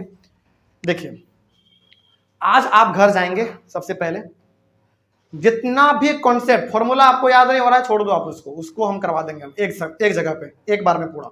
बस आप कॉन्सेप्ट को समझ कर आओ, कहां पे क्या था, इलेक्ट्रिक करंट क्या होता है, पोटेंशियल डिफरेंस क्या है, रेजिस्टेंस क्या है, रेजिस्टिविटी क्या है, ओम्स लॉ क्या था, ओम्स लॉ का ग्राफ क्या कहता है, ग्राफ भी था हमारा इसमें, ओम्स लॉ का ग्राफ क्या कहता है। उसके बाद सीरीज कॉम्बिनेशन में क्या सेम होता है, क्या अलग होता है, पैरेलल में क्या सेम होता है, क्या अलग होता है, उस दोनों का यूज क्या है, हम लोग अपने घरों में कौन सा इस्तेमाल करते हैं। उसके बाद फिर हम लोगों ने पढ़ा था heating effect of electric current, joules law क्या है, H=I²RT पढ़ा, वो क्या कहता है, किसके डायरेक्टली प्रोपोर्शनल है। फिर हम लोगों ने आज पढ़ा एप्लीकेशन उसका, फ्यूज कैसे काम करता है, बल्ब कैसे काम करता है। उसके बाद फिर हम लोगों ने पढ़ा आज इलेक्ट्रिक पावर का 4 फॉर्मूला है, उसको आप छोड़ दो, नहीं याद हो रहा तो कोई दिक्कत नहीं, हम उसको यहाँ पे कल पूरा एक बार बताएंगे। तो कल का क्लास आपके लिए रहा कि आप पूरा रिवाइज करके आइए, तभी जाकर हम न्यूमेरिकल्स बनाएंगे ना, आप उसको फटाफट कैच कर पाएंगे, ठीक है। नहीं तो फिर देखो, अभी आपने मात्र 50% पढ़ा इस चैप्टर का, 50% कॉन्सेप्ट फिजिक्स में होता है, तो 50% आपका न्यूमेरिकल्स होता है। और न्यूमेरिकल तब तक नहीं बनेगा जब तक आपका कॉन्सेप्ट क्लियर नहीं होगा। तो कॉन्सेप्ट को आप समझ के आइएगा, एक बार रिवाइज करके आइएगा। जो डाउट हो तो आप लोग एक बार क्लास में आके पूछेगा और आप लोग एक बार कमेंट कीजिएगा। लेकिन हम ये मान के चलते हैं कि कल जब हम क्लास में न्यूमेरिकल शुरू करेंगे तो आपको पूरा कॉन्सेप्ट याद होना चाहिए, ठीक है। पहला बात ये। दूसरा बात, न्यूमेरिकल शुरू करने से पहले आपके सहूलियत के लिए हम क्या करेंगे, पूरा लगभग 10-12 फॉर्मूला जो आपने पढ़ा है पूरा हम इस बोर्ड पे एक बार लिख देंगे, ताकि आपको बार बार पेज ना पलटना पड़े। उसके बाद फिर हम लोग न्यूमेरिकल्स बनाएंगे और फिर हमारा ये बनता चलेगा, ठीक है। और कल ना कुछ विशेष बातें भी आपको बता देंगे इसमें, जो कि आपको ध्यान रखना है, क्योंकि फॉर्मूला तो बहुत सारा है, कौन सा कहां पे इस्तेमाल करना है, थोड़ा सा हम शॉर्टकट तरीका भी बता देंगे आपको, तो ये आपके लिए थोड़ा सा आसान हो जाएगा, ठीक है ना। तो अगले वाले क्लास में आप रिवाइज करके आएंगे इसी तरीके से, और फॉर्मूला हम पूरा यहाँ पे एक बार लिख देंगे आपके लिए, ठीक है। चलिए, तो ये चैप्टर मेरे तरफ से खत्म हुआ, कल से हमारा न्यूमेरिकल शुरू होगा। तब तक के लिए थैंक यू, और रिवाइज करके आइएगा सब कोई, ठीक है। तब न्यूमेरिकल जब एक साथ बनाएंगे ना, तब ज्यादा मजा आएगा। चलिए, तब तक के लिए thank you very much and have a nice day. Finally हम लोगों ने कल इस चैप्टर के थ्योरी वाले पार्ट को खत्म किया, पूरा हम लोगों ने खत्म कर दिया। इलेक्ट्रिसिटी जो हमारा चैप्टर था, कहीं पे अब कोई दिक्कत नहीं होना चाहिए थ्योरी में खास करके। चलिए, आज से हम लोगों को सॉल्व करना है न्यूमेरिकल्स, लेकिन न्यूमेरिकल्स आज टाइम बचेगा तो हम लोग शुरू कर देंगे, नहीं यदि टाइम बचा तो पहले हम लोग क्या करेंगे, जितने भी फॉर्मूले थे हमारे चैप्टर के अंदर, लगभग 10-12 फॉर्मूला है, उन सभी को पहले हम लोग यहाँ पे डिस्कस करेंगे।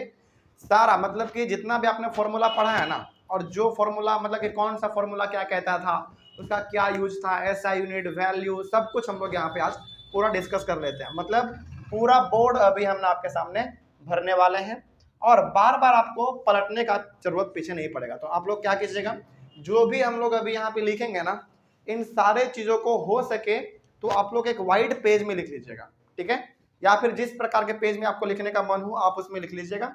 और यदि आपसे संभव हो सके तो उस पेपर को अपने स्टडी टेबल के सामने यदि है तो वहां पे चिपका दीजिए, नहीं है तो आप अपने बुक में उस पेज को रखिएगा हमेशा, क्योंकि इलेक्ट्रिसिटी का सारा फॉर्मूला हम यहाँ पे एक बार में लिखने जा रहे हैं, ठीक है। चलिए, सब हालांकि सबके बारे में आप पढ़ चुके हैं, क्योंकि हमारा लगभग 10-12 क्लास इसमें हो चुका है, तो हो सकता है कि आप थोड़ा कुछ भूल गए होंगे, है ना, रिवाइज नहीं कर पा रहे होंगे। चलिए, हम लोग यहाँ पे पूरा एक एक करके सॉल्व कर लेते हैं, शुरू किया जाए। चलिए, बहुत ध्यान से इसको देखते हुए चलिएगा। सबसे पहले यदि हम लोग बात करें, केवल फॉर्मूला के बारे में बात करेंगे हम लोग, ठीक है। सबसे पहला यदि हम लोग बात करें तो हमारा था फॉर्मूला इलेक्ट्रिक करंट का, I=Q/T, ठीक है। चलिए, सबको हम लोग डिटेल में यहाँ पे बात करते चलते हैं। सबसे पहला फॉर्मूला यहाँ पे आप लिखते चलेंगे, पहला हमारा था I=Q/T, और डिटेल में थोड़ा सा लिखिएगा, ठीक है, थोड़ा सा डिटेल में।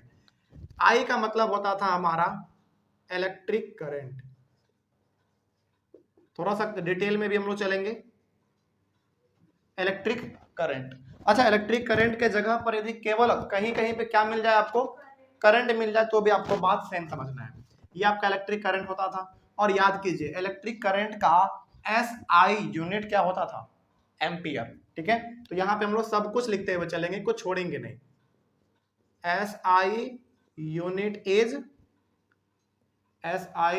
इज एम्पियर होता है, AMPERE, और डिनोट करते थे हम लोग कैपिटल ए से। ओके, तो ये हमारा हो गया इलेक्ट्रिक करंट के लिए, ये इसका एसआई यूनिट हो गया। अच्छा, इलेक्ट्रिक करंट को हम लोग शॉर्ट में किससे डिनोट करते हैं, आई से, और उसका एसआई यूनिट होता है एम्पियर, यानी कि कैपिटल ए शॉर्ट में।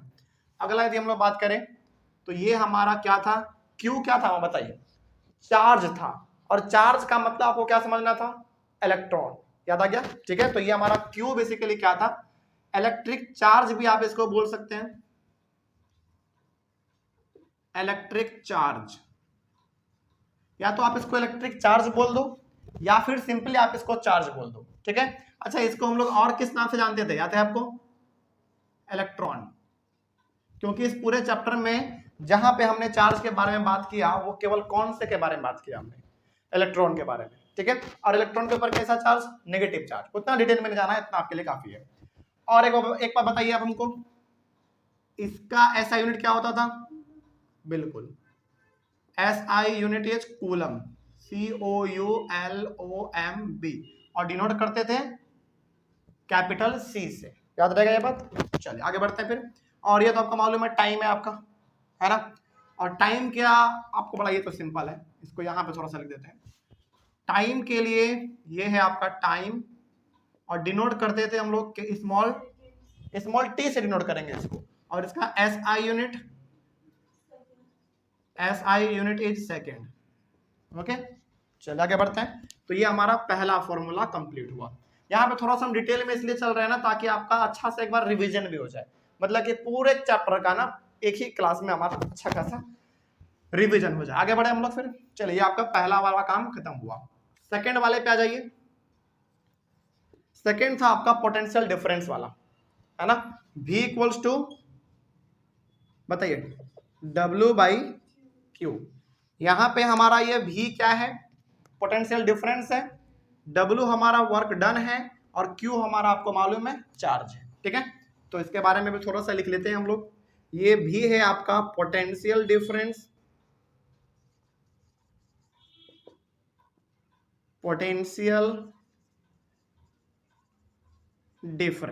ओके। और पोटेंशियल डिफरेंस को हम लोग डिनोट करते हैं कैपिटल V से, जो कि यहां पे लिखा हुआ था। और पोटेंशियल डिफरेंस का SI यूनिट भी अब आपको मालूम है, SI यूनिट इज, बताइए, वोल्ट, और इसको भी डिनोट करते थे हम लोग कैपिटल V से ही। देखिए, पोटेंशियल डिफरेंस को भी हम लोग शॉर्ट में लिखते हैं कैपिटल V, और इसका जो SI यूनिट है वोल्ट, उसको भी हम लोग कैपिटल V से ही डिनोट करते हैं। ठीक है, अगला बढ़ते हैं आगे थोड़ा सा और। तो ये तो आपको मालूम है, W है आपका वर्क डन, हाँ वर्क डन हो गया ये हमारा, और इसको तो डिनोट हम लोग W से ही करेंगे। और इसका जो SI यूनिट था, SI यूनिट इज, बताइए क्या था, जूल, और डिनोट करेंगे कैपिटल J से। अच्छा एक बात बताइए, यहाँ पे W के जगह पे हम लोग और क्या लिख सकते हैं, E, यानी कि एनर्जी लिख सकते हैं, वो हम लोग पावर में इस्तेमाल कर लेंगे। लेकिन जब पोटेंशियल डिफरेंस का बात होगा ना, तो अधिकतर आपके सामने वर्क डन आएगा, या फिर मान लीजिए यहाँ पे एनर्जी भी आ जाता है, तो आपको घबराना नहीं है। एनर्जी का भी जूल होगा, वर्क मतलब एनर्जी मतलब वर्क। कल हमने आपको बताया था कि वर्क और एनर्जी दोनों आपस में ना कनेक्टेड इसलिए है क्योंकि आपके पास जितना एनर्जी रहेगा आप उतना ही काम कर पाएंगे, और चूंकि जब दोनों सेम चीज है तो दोनों का SI यूनिट भी जूल ही होता है। ठीक है, और अब ये तो आपको मालूम है Q का मतलब यहाँ आपने लिख लिया पहले से, इलेक्ट्रिक चार्ज, उसके लिए हम यहाँ पे दोबारा नहीं लिखने जा रहे। ठीक है ना, ये आपका यहाँ पे काम चल जाएगा। आगे बात करें हम लोग फिर। ये आपका पहला हुआ, ये आपका दूसरा हुआ। तीसरे नंबर पे आ जाइए। तीसरे नंबर पे था आपका, याद आ रहा है आपको, अच्छा तीसरे नंबर पे ना आगे बढ़ने से थोड़ा सा हम लोग इसमें एक चीज और बात कर लेते हैं। हमने आपको बताया था कि एक इलेक्ट्रॉन के ऊपर हमारा कितना कूलम चार्ज होता है, एक इलेक्ट्रॉन के ऊपर एक इलेक्ट्रॉन के ऊपर कितना चार्ज, माइनस में 1.6 इंटू 10 टू द पावर कितना था, 19, माइनस 19 कूलम। चलिए लिख लीजिए, एक इलेक्ट्रॉन के ऊपर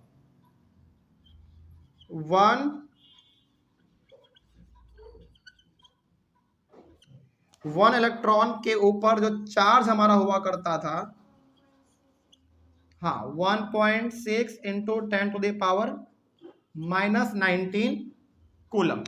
ठीक है, ये इतना चार्ज हमारा होता है एक इलेक्ट्रॉन के ऊपर। ठीक है, अच्छा लेकिन ये हमारा कैसा चार्ज होता था, पॉजिटिव या नेगेटिव, नेगेटिव, क्योंकि इलेक्ट्रॉन के ऊपर कैसा चार्ज होता है, नेगेटिव। तो यहाँ पे ना आगे आप साइन माइनस का भी लगा सकते हैं, कोई दिक्कत नहीं होगा। तो 1 इलेक्ट्रॉन के ऊपर जो हमारा चार्ज होता है वो 1.6 into 10 to the power minus 19 coulomb होता है। अच्छा, इससे रिलेटेड हमने आपको एक सवाल भी बताया था। अब जब बताइए सवाल क्या था हमारा, यदि एक इलेक्ट्रॉन के ऊपर इतना कूलम चार्ज है तो बताइए एक कूलम चार्ज में कितना इलेक्ट्रॉन आएंगे, 6.25 into 10 to the power 18 electron. तो वो भी लिख लीजिए आप यहाँ पे, यानी कि 1 कूलम चार्ज में 1 कूलम में कितने इलेक्ट्रॉन आ जाएंगे, 6.25 into 10 to the power 18 electron. ये सब आप पढ़ चुके हैं, और इसको लेकर तो खास करके हमने एक आपको न्यूमेरिकल भी बताया था जो कि आपके एनसीईआरटी में पूछा गया था। मतलब एक इलेक्ट्रॉन के ऊपर minus 1.6 into 10 to the power minus 19 coulomb charge होता है, और यदि हम लोग बात करें कि एक कूलम में कितना इलेक्ट्रॉन होंगे तो आपका 6.25 into 10 to the power 18 electron होंगे। ओके, आगे बढ़ते हैं। कितना नंबर हो गया, चौथे नंबर पे आइए आप। बिल्कुल, ये था आपका ओम्स लॉ, है ना। तो ओम्स लॉ के बारे में थोड़ा सा हम लोग यहाँ पे बात कर लेते हैं, V equals to I R. ठीक है, चलिए। अच्छा, एक बात और हम यहाँ पे आपको बता देना चाहते हैं, क्या है जरा देखिए ध्यान से। यहाँ पे आपके पास फॉर्मूला है I equals to Q by T. तो ये तो आपका इलेक्ट्रिक करंट का फॉर्मूला हो गया ना, लेकिन इसी से हम लोग दो फॉर्मूला और निकाल सकते हैं बाहर, बिल्कुल निकाल सकते हैं। चलिए थोड़ा सा ना इसके बारे में भी हम बात कर लेते हैं। जैसे I equals to Q by T, और मान लीजिए आपको Q का फॉर्मूला चाहिए, तो क्या होगा बताइए, Q equals to I by T. जरा अच्छा से सोचिए, Q का हमारे पास I equals to Q by T है, और हमको चाहिए केवल Q का फॉर्मूला, तो क्या हो जाएगा बताइए जरा। बिल्कुल, I इंटू टी। तो ये भी आप यहाँ पे समझ के रखिएगा, I इंटू टी हो जाएगा। मतलब देखो कई बार ऐसा सवाल भी आ सकता है, मान लीजिए आपसे बोले कि देखो इलेक्ट्रिक करंट आपके पास है और टाइम आपके पास है, बताइए कितना कूलम चार्ज है, तो इसे भी आपको लगाना पड़ सकता है। यानी कि फॉर्मूला आपका मेन वाला यही है, लेकिन इससे हमारा दो फॉर्मूला और जनरेट हो सकता है। तो क्यू क्या हमारा हो जाएगा, Q equals to I into T. उसी प्रकार से हमारा एक फॉर्मूला और जनरेट हो जाएगा टाइम के लिए, बताइए क्या हो जाएगा। टाइम यहाँ पे हमारा है, उधर जाएगा तो मल्टीप्लाई में, फिर उसको नीचे लेकर आएंगे तो क्यू बाई आई। ओके, ये आपका जनरेट हो जाएगा। उसी प्रकार से इससे भी हमारा दो फॉर्मूला और निकल जाएगा, है ना। अच्छा, वो दो फॉर्मूला हमारा कौन सा हो सकता है, चलिए यहाँ पे लिख दे बगल में, यहाँ पे थोड़ा सा अच्छे से, लेकिन आप लोग इसको सजा के लिखिएगा, ठीक है। इसके बारे में थोड़ा सा बात कर लेते हैं। हमारे पास V का फॉर्मूला है W बाई क्यू। मान लीजिए हमको केवल W चाहिए, तो क्या हो जाएगा, हमको W चाहिए तो ये इसके साथ मल्टीप्लाई हो जाएगा, तो V Q हो जाएगा। उसी प्रकार से मान लीजिए हमको चाहिए केवल Q का, तो Q का क्या हो जाएगा, ये हमारा हमको ये चाहिए, इधर जाएगा तो मल्टीप्लाई में, और फिर ये वाला हमारा नीचे आएगा तो W बाई V। इस प्रकार से भी हमारा हो सकता है, तो इसको आप ध्यान में रखिएगा। हालांकि मेन फॉर्मूला तो आपको यही वाला है, इसमें आपको कोई दिक्कत नहीं है, लेकिन कई बार यदि सवाल आ जाए तो ऐसे आपको मॉडिफाई करना पड़ सकता है सवाल को, सॉरी फॉर्मूला को। ओके, तो ये वाला भी हमारा वही हो गया, लेकिन ये तो हमारा सेम है। चलिए अब अगला बढ़ जाते हैं थोड़ा सा हम लोग इसमें। ये था हमारा Ohm's law, V equals to I R. ठीक है, चलिए थोड़ा सा इसके बारे में और बात करते हैं। ये ओम्स लॉ था आपका, याद रखिएगा। सबसे पहले तो ये आपका क्या था बताइए, V क्या था आपका, V तो पोटेंशियल डिफरेंस है, ये तो लिखने की जरूरत नहीं है। I क्या था, इलेक्ट्रिक करंट, ये भी लिखने की जरूरत नहीं है। R रेजिस्टेंस, यहाँ पे ये लिखने की जरूरत है, क्योंकि पहले हमने यहाँ पे V और I हमने मेंशन कर दिया है, तो वो बार बार लिखने की कोई जरूरत नहीं है। लेकिन R आपका रेजिस्टेंस हुआ करता था, ये लिख दीजिए रेजिस्टेंस। ओके, अच्छा चूंकि अब आपने रेजिस्टेंस लिख ही दिया है, तो रेजिस्टेंस का SI यूनिट भी बता दीजिए। SI unit is ohm, OHM, और डिनोट करेंगे कुछ इस तरीके से। ओके, आगे बढ़ते हैं फिर। और ये आपका बेसिकली है क्या बताइए, ओम्स लॉ है, V इक्वल्स टू IR।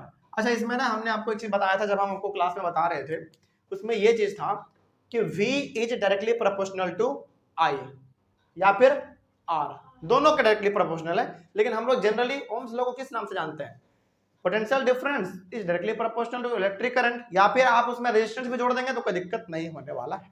ठीक है, चलिए आगे बढ़ते हैं फिर। ये क्या हो गया, तो ये हो गया आपका। अच्छा, इसी से हमारा दो फॉर्मूला और बाहर निकल सकता है। चलिए, अभी आपने निकाला V इक्वल्स टू IR, और मान लीजिए कि अब हमको I का निकालना है, तो क्या करेंगे, सोच के बताइए जल्दी। I का हमको चाहिए तो क्या होगा, ये चाहिए तो इसको आप इधर लेकर आ जाओ, V/R हो जाएगा। ओके, एक और फॉर्मूला हमारा इससे निकल सकता है। अब हमको चाहिए R, तो R का क्या होगा, आप इसको यहीं पर रहने दो, I को नीचे भेज दो, तो V/I। अच्छा, अब आपके मन में सवाल आया होगा ना कि सर I का फॉर्मूला एक बार यहां भी हमारे पास है, I का फॉर्मूला एक बार हमारे पास यहां पे भी है, तो कौन सा लगाएंगे, यहां पे ना आपको पता चल जाएगा अकॉर्डिंग टू वैल्यू। मान लीजिए आपके पास पोटेंशियल डिफरेंस और रेजिस्टेंस दिया हुआ है तो ये वाला लगाइए। मान लीजिए आपके पास Q और T दिया हुआ है तो आप ये वाला लगाओ। ठीक है, उसी प्रकार से आप आपके माइंड में हाँ, यहां से थोड़ा सा हम लोग और देखें तो कंफ्यूजन ये भी हो गया होगा कि सर V का formula V equals to IR यहां भी है, V का फॉर्मूला हमारे पास V इक्वल्स टू W/Q यहां पे भी है, तो क्या दोनों सेम चीज है? नहीं, दोनों का SI यूनिट सेम हो सकता है लेकिन दोनों का वैल्यू सेम नहीं होगा, क्योंकि ये बात करता है ओम्स लॉ के बारे में, ये बात करता है पोटेंशियल डिफरेंस के बारे में। सिंपल सी बात है, लेकिन कैसे पुट करेंगे, अकॉर्डिंग टू वैल्यू, ये आपको ध्यान में रखना है। ठीक है, चलिए आगे बढ़ते हैं। देखो यहाँ पे ना हमारा इस तरीके से यदि फॉर्मूला लिखेंगे ना तो बहुत सारा हो जाएगा, लेकिन क्या आपको इतना याद रखना है? नहीं, आप उसके बस मेन वाले फॉर्मूला को याद रखो, क्योंकि आप क्लास 10th में है तो हम इतना आपसे एक्सपेक्ट कर सकते हैं कि यदि V इक्वल्स टू IR है तो इससे आप माइंड में ही दो फॉर्मूला और बना सकते हैं। ये याद रखने की जरूरत है, मत रखो नहीं तो फिर दिक्कत हो जाएगा। ऐसे करेंगे ना इस चैप्टर में कम से कम 20 फॉर्मूला हो जाएगा फिर इसे, तो आप इसको मत याद रखो, हमने बस आपको लिख दिया है कि ताकि पता चले कि हाँ ऐसा भी होता है। आप बस मेन वाले फॉर्मूला को याद रखो, जैसे इसमें आप याद रखोगे I इक्वल्स टू Q/T, इसमें V इक्वल्स टू W/Q, इसको तो ये तो बेसिकली सिंपल सा वैल्यू है, इसको छोड़ दो, ये V इक्वल्स टू IR ऐसे याद रखना है, सिंपल सा। ठीक है, आगे बढ़ते हैं फिर। हाँ, V इक्वल्स टू IR ये हो गया। अच्छा, एक बात और बताइए, जब हम लोग ओम्स लॉ पढ़ रहे थे तो ओम्स लॉ का हम लोगों ने एक ग्राफ भी पढ़ा था, बताइए ओम्स लॉ का जो ग्राफ था उसको हम लोग क्या नाम देते थे? VI graph. क्योंकि अच्छा, VI ग्राफ क्यों? क्योंकि ओम्स लॉ बात ही करता है V और I के बारे में, पोटेंशियल डिफरेंस और इलेक्ट्रिक करंट के बारे में बात करता है। तो यहाँ पे ना आप छोटा सा बादल के रूप में लिख लीजिए, ऐसे हम करके बना के लिख देते हैं, इसको आप लिख लीजिएगा अपने कॉपी में, बहुत इंपॉर्टेंट है ये MCQ में पूछा जाता है। ठीक है, तो VI ग्राफ, हालांकि हमने लिखा भी था जब हम पढ़ा रहे थे, तो VI graph always ALWAYS, VI graph always gives us, क्या देता था VI ग्राफ बताइए? नहीं, resistance. VI graph always gives us resistance देता था। ये ओम्स लॉ में जब हम लोग पढ़ रहे थे तो ये हमारा ओम्स लॉ का ग्राफ भी था, है ना। ग्राफ नहीं बनाने जा रहे हैं क्योंकि आपने पहले भी बना रखा है इसको। ये हो गया आपका ओम्स लॉ के बारे में बात, आगे बढ़े फिर हम लोग। चलिए, ओम्स लॉ में यही चीज आपको ध्यान में रखना है कि इसका सिंपल सा formula V equals to IR होता है और इससे हमारा दो फॉर्मूला और जनरेट किया जा सकता है। आगे बढ़ा जाए, चौथा हो गया, 5वें नंबर पे आइए। हाँ, ओम्स लॉ के बाद हमारा था वो वाला ना सीरीज कॉम्बिनेशन, चलिए उसके बारे में बात करते हैं। तो कौन सा? अच्छा, वो रेजिस्टिविटी वाला, यस बिल्कुल, उसमें हमारा था रो L/A, है ना। देखिए ध्यान से, और हमने क्या कहा था, ये वाला जो आपका फॉर्मूला है, अच्छा ये वाला फॉर्मूला कहाँ का है बताते हैं। इसमें ना आपने टॉपिक पढ़ा था कि ऐसे ऐसे कौन से फैक्टर हैं जिस पे हमारा रेजिस्टेंस डिपेंड करता है, उस वाले टॉपिक में, यानी कि factors on which the resistance of a conductor depends, इस वाले टॉपिक में आपने ये वाला फॉर्मूला पढ़ा था। ठीक है, अब इसके बारे में थोड़ा सा बात कर लेते हैं, क्या है देखिए ध्यान से। आर का मतलब रेजिस्टेंस आपको मालूम है, ठीक है। और ये क्या था बता सकते हैं, ये क्या था, ये था हमारा रेजिस्टिविटी, RESISTIVIT रेजिस्टिविटी। लेकिन ये जो लिखा हुआ है ना, इसको हम लोग क्या पढ़ते हैं, रो पढ़ते हैं। हालांकि ये हमारा रेजिस्टिविटी है, लेकिन जो सिंबल है ना, इस सिंबल का नाम है हमारा रो। कहां पे लिखते हैं, यहां पे, चलो ठीक है, RHO रो, ठीक है। आगे बढ़ते हैं। और इसको लिखने का तरीका क्या है भाई, यही है आपका, देख लो, ये हमारा रेजिस्टिविटी हुआ करता था, और इसको हम लोग बोलते क्या है, रो बोलते हैं। अब इसका आप SI यूनिट में बता दीजिए, बताइए। SI unit is ohm metre, याद आ गया, ओम मीटर इसका SI यूनिट हुआ करता था। चलिए उसके बाद बारे में, उसके बाद इसका बात कर लेते हैं थोड़ा सा। ये क्या था बताइए, L क्या था, लेंथ था किसका, कंडक्टर का। तो यहां पे आप लिखेंगे लेंथ ऑफ कंडक्टर। अच्छा, चूंकि ये आपका कंडक्टर का लेंथ है, तो इसका SI यूनिट क्या होना चाहिए, लेंथ का SI यूनिट क्या होता है बेसिकली, वो किस में होना चाहिए, मीटर, मीटर में होना चाहिए, मीटर में होना चाहिए, सिंपल, ठीक है। आगे बढ़ते हैं फिर। उसके बाद ये आपका एरिया था। अच्छा, ये एरिया जो था, ये एरिया किस चीज का था जरा बताइए, yes, area of cross section, area of cross section of a conductor, ठीक है। और चूंकि आपका एरिया है, तो इसका SI यूनिट क्या होना चाहिए, यानी कि किस यूनिट में होना चाहिए, एरिया आप निकाल रहे हैं, SI unit is metre square, okay. हालांकि सेंटीमीटर स्क्वायर में रहेगा तो भी चलेगा, क्योंकि थोड़ा सा वो ना हमारा छोटा वैल्यू हो गया, लेकिन जो इसका सटीक वैल्यू है वो क्या है, मीटर स्क्वायर, ओके। आगे बढ़ते हैं फिर। अच्छा, फिर से यहाँ पे आपको ध्यान में क्या रखना है, इस फॉर्मूला से हम 3 फॉर्मूला और निकाल सकते हैं, 3 फॉर्मूला और निकाल सकते हैं, इसका, इसका और इसका। लेकिन ज्यादातर जो इसमें आपको ना फॉर्मूला पूछा जाएगा, वो रेजिस्टिविटी का पूछा जाएगा। हालांकि हमारा मेन फॉर्मूला क्या था, यही था हमारा मेन फॉर्मूला, इसी से हमारा रेजिस्टिविटी का भी फॉर्मूला निकल जाएगा। चलिए बताइए जरा, रेजिस्टिविटी का हम क्या निकालना चाहेंगे, इससे क्या होगा इसका बताइए। रेजिस्टिविटी का हमको फॉर्मूला पता करना है, तो क्या करेंगे, ये दोनों हमारे डिवाइड के फॉर्म में, इधर आएगा तो पलट जाएगा, क्या हो जाएगा, RA/L, ओके। और ये आपको मालूम है रेजिस्टिविटी है, इसको हम लोग रो पढ़ते हैं, इसका SI यूनिट ओम मीटर होता है। इस प्रकार का फॉर्मूला आपके सामने आ सकता है, यानी कि बेसिकली सवाल आ सकता है, ठीक है ना।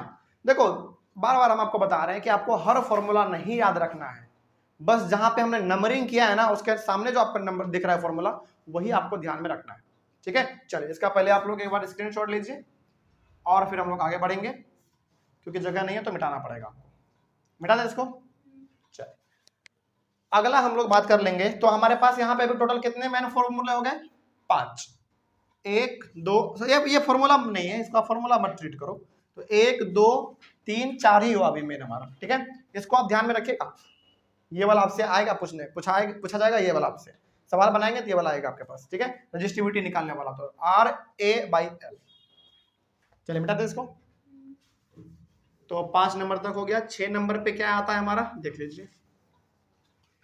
6 नंबर पे आएगा हमारा सीरीज कॉम्बिनेशन। अच्छा, सीरीज कॉम्बिनेशन का फॉर्मूला हम यहाँ पे लिख देंगे, ठीक है। लेकिन क्या सीरीज कॉम्बिनेशन में क्या सेम होता था, क्या अलग होता था, ये आप बता सकते हैं। हाँ, सीरीज कॉम्बिनेशन में करंट पूरे सर्किट में सेम होता था, लेकिन पोटेंशियल डिफरेंस डिफरेंट होता था, बिल्कुल सही।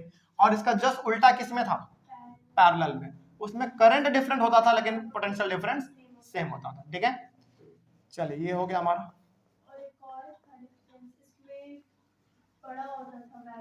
हाँ, सीरीज कॉम्बिनेशन में जो हमारा इक्विवेलेंट रेजिस्टेंस हुआ करता था, इंडिविजुअल रेजिस्टेंस, उसका वैल्यू जो है इंडिविजुअल रेजिस्टेंस से बड़ा हुआ करता था, लेकिन पैरेलल में छोटा होता था, ठीक है। चलिए, तो 5 नंबर हो गया। 6 नंबर पे आ जाइए। 6 नंबर में हम लोग बात कर लेते हैं सीरीज कॉम्बिनेशन का। वो था हमारा RS equals to R1 plus R2 plus R3 plus R4 plus R5 dot dot dot dot, यानी कि जितने रेजिस्टेंस होंगे उतने बार आप इसको जोड़ दीजिएगा। ठीक है, ये बात होता है किस चीज का, सीरीज कॉम्बिनेशन का। तो आप यहाँ पे हेडिंग भी ऊपर में लिख सकते हैं कि ये आपका बात हो रहा है सीरीज कॉम्बिनेशन के फॉर्मूला का। और इसी को हम लोग क्या कहते थे, याद है आपको, equivalent resistance. Equivalent resistance, equivalent resistance का मतलब क्या हो गया, इन सभी के बदले में आप क्या एक छोटा सा वैल्यू ले सकते हैं, तो आपका सभी को जोड़ दो पता चल जाएगा। या फिर आप इसको और क्या बोल सकते हैं कि पूरे सर्किट में जो रेजिस्टेंस है उसको जोड़ के बताओ टोटल कितना है, तो यही होगा आपका। ठीक है, चलिए अगला। तो आप यहाँ पे हेडिंग भी लिख सकते हैं, ठीक है, हम नहीं लिख रहे हैं क्योंकि हमको बस फॉर्मूला यहाँ पे बताना था। ऊपर लिख सकते हैं कि हाँ ये हमारा सीरीज कॉम्बिनेशन का था। 7वें नंबर पे आ जाइए। उसके बाद हमारा पैरेलल कॉम्बिनेशन क्या था, 1/Rp equals to 1/R1 plus 1/R2 plus 1/R3 plus 1/R4 plus 1/R5 dot dot dot dot, ये बहुत दूर तक हो सकता है जितना आपके पास रेजिस्टेंस होंगे। ठीक है, अच्छा एक बात बताइए, यहाँ पे ना सवाल पूछते हैं आपसे हम, हालांकि ऐसा सवाल हमने आपको बताया है। देखिए जब भी हम लोग सीरीज का बात करते हैं ना तो इससे हमको सिंपली हम लोग जोड़ देते हैं, ठीक है, लेकिन जब भी हम लोग बात करते हैं पैरेलल कॉम्बिनेशन का तो हम लोग इस वाले फॉर्मूला पे पुट तो करते हैं वैल्यू को, लेकिन इसमें से आखिरकार हम लास्ट में वैल्यू किसका निकालते हैं, 1/Rp का या सिंपल Rp का, सिंपल Rp का वैल्यू निकालते हैं हम लोग। यानी कि आप इस फॉर्मूला पे वैल्यू तो पुट करते हैं, एलसीएम लेके आप सॉल्व तो करते हैं, लेकिन आखिरकार लास्टली हम लोगों को Rp का वैल्यू नहीं चाहिए होता है, हमको केवल Rp का 1/Rp का नहीं चाहिए होता है, बल्कि केवल Rp का चाहिए होता है। अच्छा इसके लिए हम क्या करते थे बताइए, इसको पलटते थे तो हमारा वैल्यू भी पलट जाता था, उल्टा कर देते थे हम लोग इसको। ठीक है ना, कोई दिक्कत है इसमें। चलिए आगे बढ़ते हैं फिर। तो 6 हो गया, 7 हो गया, 7 नंबर के बाद अब आइए आप 8 नंबर पे। 8 नंबर पे याद है आपको क्या था, हाँ, यानी कि heating effect of electric current. थोड़ा सा उसके बारे में बात कर लेते हैं। Heating effect of electric current का फॉर्मूला यहाँ पे लिखने जा रहे हैं, क्या था देखिए ध्यान से। इसमें ना बेसिकली 2 फॉर्मूला था, यहीं से थोड़ा सा आपको ध्यान में रखना है, और यहाँ पे हम आपको बता देते हैं कि कौन सा फॉर्मूला आप कब पुट कीजिएगा ताकि आपका न्यूमेरिकल थोड़ा सा और आसान हो सके। देखिए पहला हमारा इसमें जो फॉर्मूला था वो था H इक्वल्स टू क्या था जरा बताइए, I²RT, तो लास्ट वाला हो गया, सेकेंड नंबर वाला, बिल्कुल VI इंटू टी। याद कीजिए जब हमने आपको ये वाला टॉपिक पढ़ाया था heating effect of electric current, तो हमने यहाँ पे ना 3 फॉर्मूले को हमने बॉक्स में घेरा था। हालांकि पहला वाला हमारा पावर का था, हमने कहा था कि पावर वाला भी आप उसको वहां पे छोड़ दो, क्योंकि जब हम लोग इलेक्ट्रिक पावर पढ़ेंगे ना तो वहां पे आपको वो चीज मिल जाएगा।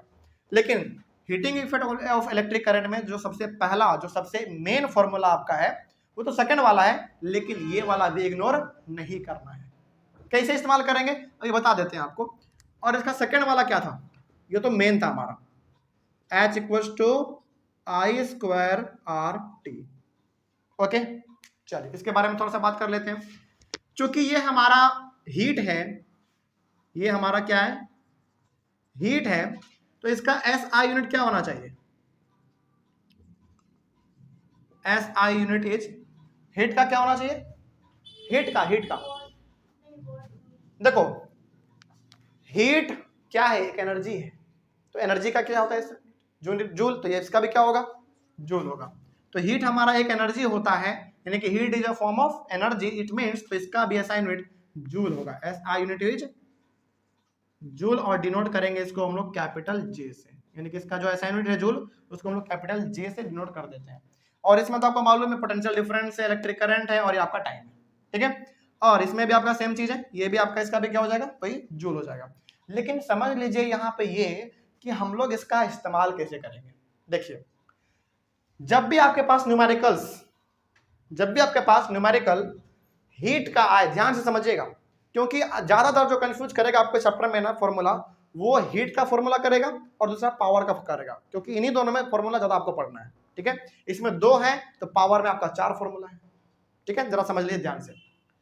जब भी आपके सामने न्यूमेरिकल आए हीट का, तो आप सबसे पहले दिमाग में ये रखना कि हमको ये वाला फॉर्मूला पुट करना है, ये वाला।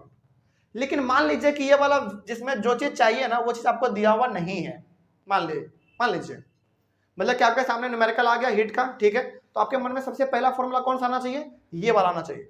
लेकिन जब आपने वैल्यू देखा कि वैल्यू तो हमारे पास सब है ही नहीं, लेकिन आपने ये देखा कि जो वैल्यू इसमें लिखा गया है ना वो वैल्यू दिया हुआ है, तो बताइए कौन सा फॉर्मूला लगाएंगे, ये वाला, ये ऊपर वाला। मतलब यहाँ पे ना वैल्यू के अकॉर्डिंग हम लोगों को फॉर्मूला पुट करना पड़ता है। यदि इसमें जो चीज है यदि फॉर्मूला में है तो आप इसको पुट करो, यदि जो चीज इसमें चाहिए फॉर्मूला में है तो आप इसको पुट कर लो, ठीक है। तो अकॉर्डिंग टू वैल्यू हम लोग इसमें चलते हैं, ठीक है। आगे बढ़ते हैं। और हाँ, ये हो गया हमारा 8वां हो गया। 9वें नंबर पे आप यहाँ पे आइए, क्योंकि थोड़ा सा इसमें हमको ज्यादा बताना है पावर का खास करके। तो सबसे पहला जो फॉर्मूला है पावर में, P इक्वल टू वी आई ना, वी आई, ये आपका पहला फॉर्मूला हुआ। दूसरा फॉर्मूला था हमारा इसमें, सॉरी एक minute, P equals to E by T. आप क्यों भूल जा रहे हैं, हमने लिखा था कल वाला क्लास याद कीजिए आप, P equals to E by T, है ना। तो P equals to E by T. अच्छा, इसके जगह पे और क्या लिखा हो सकता है बताइए, तो E के जगह पे W बाई टी लिखा हो सकता है, तो घबराना नहीं है। यहाँ पे E और W का सेम मतलब है, बस सवाल में कैसे कहेगा, E के लिए एनर्जी बोलेगा, W के लिए वर्क डन बोलेगा, लेकिन दोनों का फॉर्मूला सेम होता है, ठीक है। आगे बढ़ते हैं। तो ये आपका पहला वाला फॉर्मूला होगा। सेकेंड पावर का फॉर्मूला था, बताते हैं कब कहां पे इस्तेमाल करेंगे, कैसे करेंगे, वो सब बताएंगे। उसके बाद हमारा था P इक्वल्स टू वी आई, ठीक है, सेकेंड वाला। थर्ड वाला क्या था देखिए, P equals to I square R, है ना। और चौथा नंबर था आपका P equals to V square by R, यही चीज था हमारा। चलिए अब थोड़ा सा ना आप ध्यान से यहाँ पे समझ लीजिए कि कौन सा फॉर्मूला हम लोग कब पुट करेंगे, ठीक है। बात करें, बोले जल्दी, देखा जाए।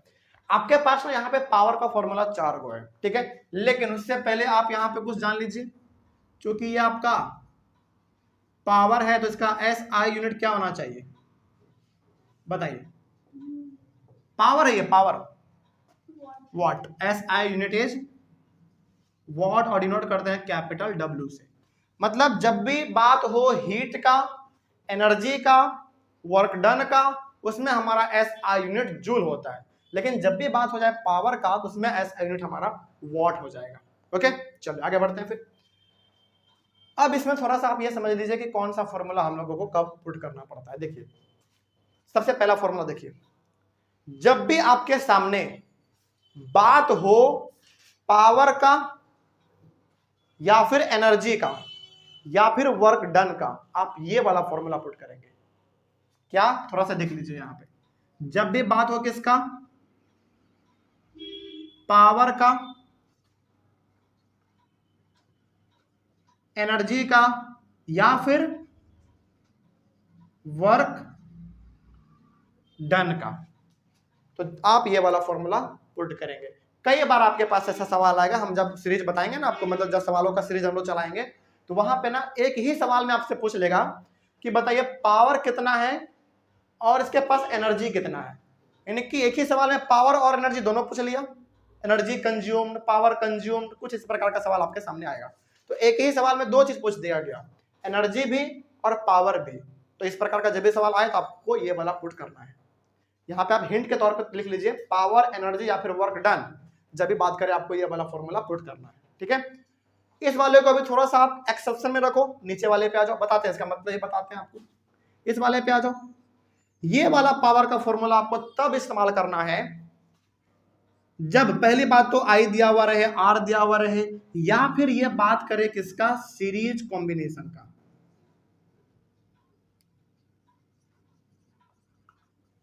सीरीज कॉम्बिनेशन का बात हो और पावर का उसमें जिक्र हुआ हो तो आपको ये वाला फॉर्मूला पुट करना है। क्योंकि सीरीज कॉम्बिनेशन में ये वाला फॉर्मूला क्यों पुट कर रहे हैं, क्योंकि इसमें करंट है और सीरीज में करंट हमारा सेम होता है, ठीक है। आगे बढ़ते हैं फिर।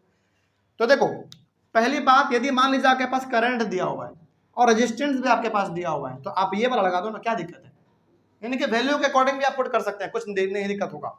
लेकिन जब भी बात हो खास करके सीरीज कॉम्बिनेशन का, ये वाला आपको पुट करना है, ठीक है। और मान लीजिए आपके पास ना पोटेंशियल डिफरेंस है और रेजिस्टेंस है और आपसे पावर पूछ रहा है, तो आप ये वाला लगा दो, यानी कि वैल्यू के अकॉर्डिंग भी लगा देंगे। लेकिन ये वाला हम लोग ज्यादातर तब लगाते हैं जब बात हो किसका, पैरेलल कॉम्बिनेशन का, क्योंकि उसमें हमारा डिफरेंट क्या होता है, पोटेंशियल डिफरेंस हमारा, सॉरी उसमें पोटेंशियल डिफरेंस हमारा सेम होता है, यहाँ पे पोटेंशियल डिफरेंस हमारा है। तो ये वाला फॉर्मूला हम लोग पुट कर देंगे कब, पैरेलल कॉम्बिनेशन में। जब पैरेलल कॉम्बिनेशन का बात हो और पावर का बात हो रहा हो खास करके, तो हम लोग ये वाला पुट कर देंगे, ठीक है। अब ये वाला देखो, ये वाला ना खास करके आपको ध्यान में रखना है कि अकॉर्डिंग टू वैल्यू पुट करना है, अकॉर्डिंग टू वैल्यू। हालांकि अकॉर्डिंग टू वैल्यू सारा फॉर्मूला पुट करना है, लेकिन इसमें और इसमें हमने कुछ तरीका बता दिया। जब बात हो पावर, एनर्जी, वर्क डन का, आप ये वाला लगाओ, सीरीज कॉम्बिनेशन में ये वाला लगाओ, पैरेलल कॉम्बिनेशन में ये वाला लगाओ। लेकिन ये वाला खास करके फॉर्मूला जो है P = VI, आपके पास यदि वैल्यू दिया हुआ है V और I, तो आप ये वाला पुट कर दो, कोई दिक्कत नहीं ना इसमें। चलिए, यही था आपका पावर का 4 फॉर्मूला। मेरे हिसाब से आपको दिक्कत नहीं होगा इसमें। चलिए अगला 9वें नंबर के बाद अब आइए आप 10वें नंबर पे। 10वां नंबर उतना इंपॉर्टेंट नहीं है, लेकिन फिर भी आप समझ लीजिए। 1 किलोवाट कितना होता था, 3.6 इंटू 10⁻⁶ जूल। यहां तक कोई दिक्कत नहीं ना इसमें। मतलब 1 किलोवाट में हमारा जो एनर्जी होता था वो 3.6 इंटू 10⁻⁶ जूल हुआ करता था। कल हम लोगों ने इसको डिस्कस भी किया था। अब ये हो गया आपका पूरा का पूरा निचोड़ इस चैप्टर में जितने भी आपके पास फॉर्मूले थे, ठीक है। तो टोटल फॉर्मूला का बात करें तो मेरे हिसाब से लगभग 15-20 तो हो ही गया होगा, लेकिन पूरा आपको याद नहीं रखना है। बस उसमें जो मेन वाला फॉर्मूला है ना, आप उसको याद रख लीजिए। हालांकि इससे तो हमारा 2 फॉर्मूला और निकल सकता है, इससे भी 2 निकल सकता है, इससे भी 2 निकल सकता है, इससे भी 2 निकल सकता है, लेकिन आप कितना याद रखोगे। तो सिंपल से उसका जो मेन फॉर्मूला है ना, वो आप याद रखो। P = E/T, P = V/I, P = I²R, P = V²/R, ये आपका मेन फॉर्मूला हो गया। चल इसका आप एक बार स्क्रीनशॉट लीजिए। और मेरे पास समय तो बिल्कुल नहीं बचा, चलिए कोई बात नहीं, लेकिन एक अच्छा सा हम लोगों ने यहाँ पे क्लास किया आज, और सबसे इंपॉर्टेंट हम लोगों ने आज फॉर्मूला डिस्कस किया सारा। अब ना आपको क्या करना है, बार बार पेज नहीं पलटना पड़ेगा फॉर्मूला के लिए खास करके। बस आपको पेज कब पलटना पड़ेगा, जब आपको कॉन्सेप्ट पूरा समझना हो ना, तब। लेकिन जो हमारा न्यूमेरिकल्स बनेगा, जिस मतलब न्यूमेरिकल्स बनाने के लिए जितना फॉर्मूला चाहिए, जितना कॉन्सेप्ट चाहिए, वो आज आपने सीख लिया एक ही क्लास में, ठीक है ना। तो अगला वाला क्लास जो हमारा होगा वो होगा न्यूमेरिकल्स का। मेन हमारा अगला वाला क्लास ही शुरू होगा, जहां पे हम लोग न्यूमेरिकल्स को पुट करना सीखेंगे। मतलब जितना आपने फॉर्मूला पढ़ा, अभी तो आपने केवल पढ़ा है, आपका यहाँ पे याद है, लेकिन उसको एक्चुअली में हम लोग कॉपी पे उतारेंगे कैसे, है ना, ये हम लोगों का कल से शुरू होगा, ठीक है। चलिए, तो कल जब हम लोग पढ़ेंगे तो पूरा फॉर्मूला हर कोई, आप लोग भी रिवाइज करके आइएगा एक बार, ठीक है। अब तो आसान हो गया, आपका पूरा फॉर्मूला आपके पास एक पेज में है, अब तो आसान हो जाएगा। चलिए, तो आसान हो गया। अब तो कल आप फॉर्मूला याद करके आएंगे सब कोई, उसके बाद जब हम लोग एक साथ बैठेंगे ना, तो फिर अलग ही इसका अनुभव होगा। तब तक के लिए thank you very much and have a nice day.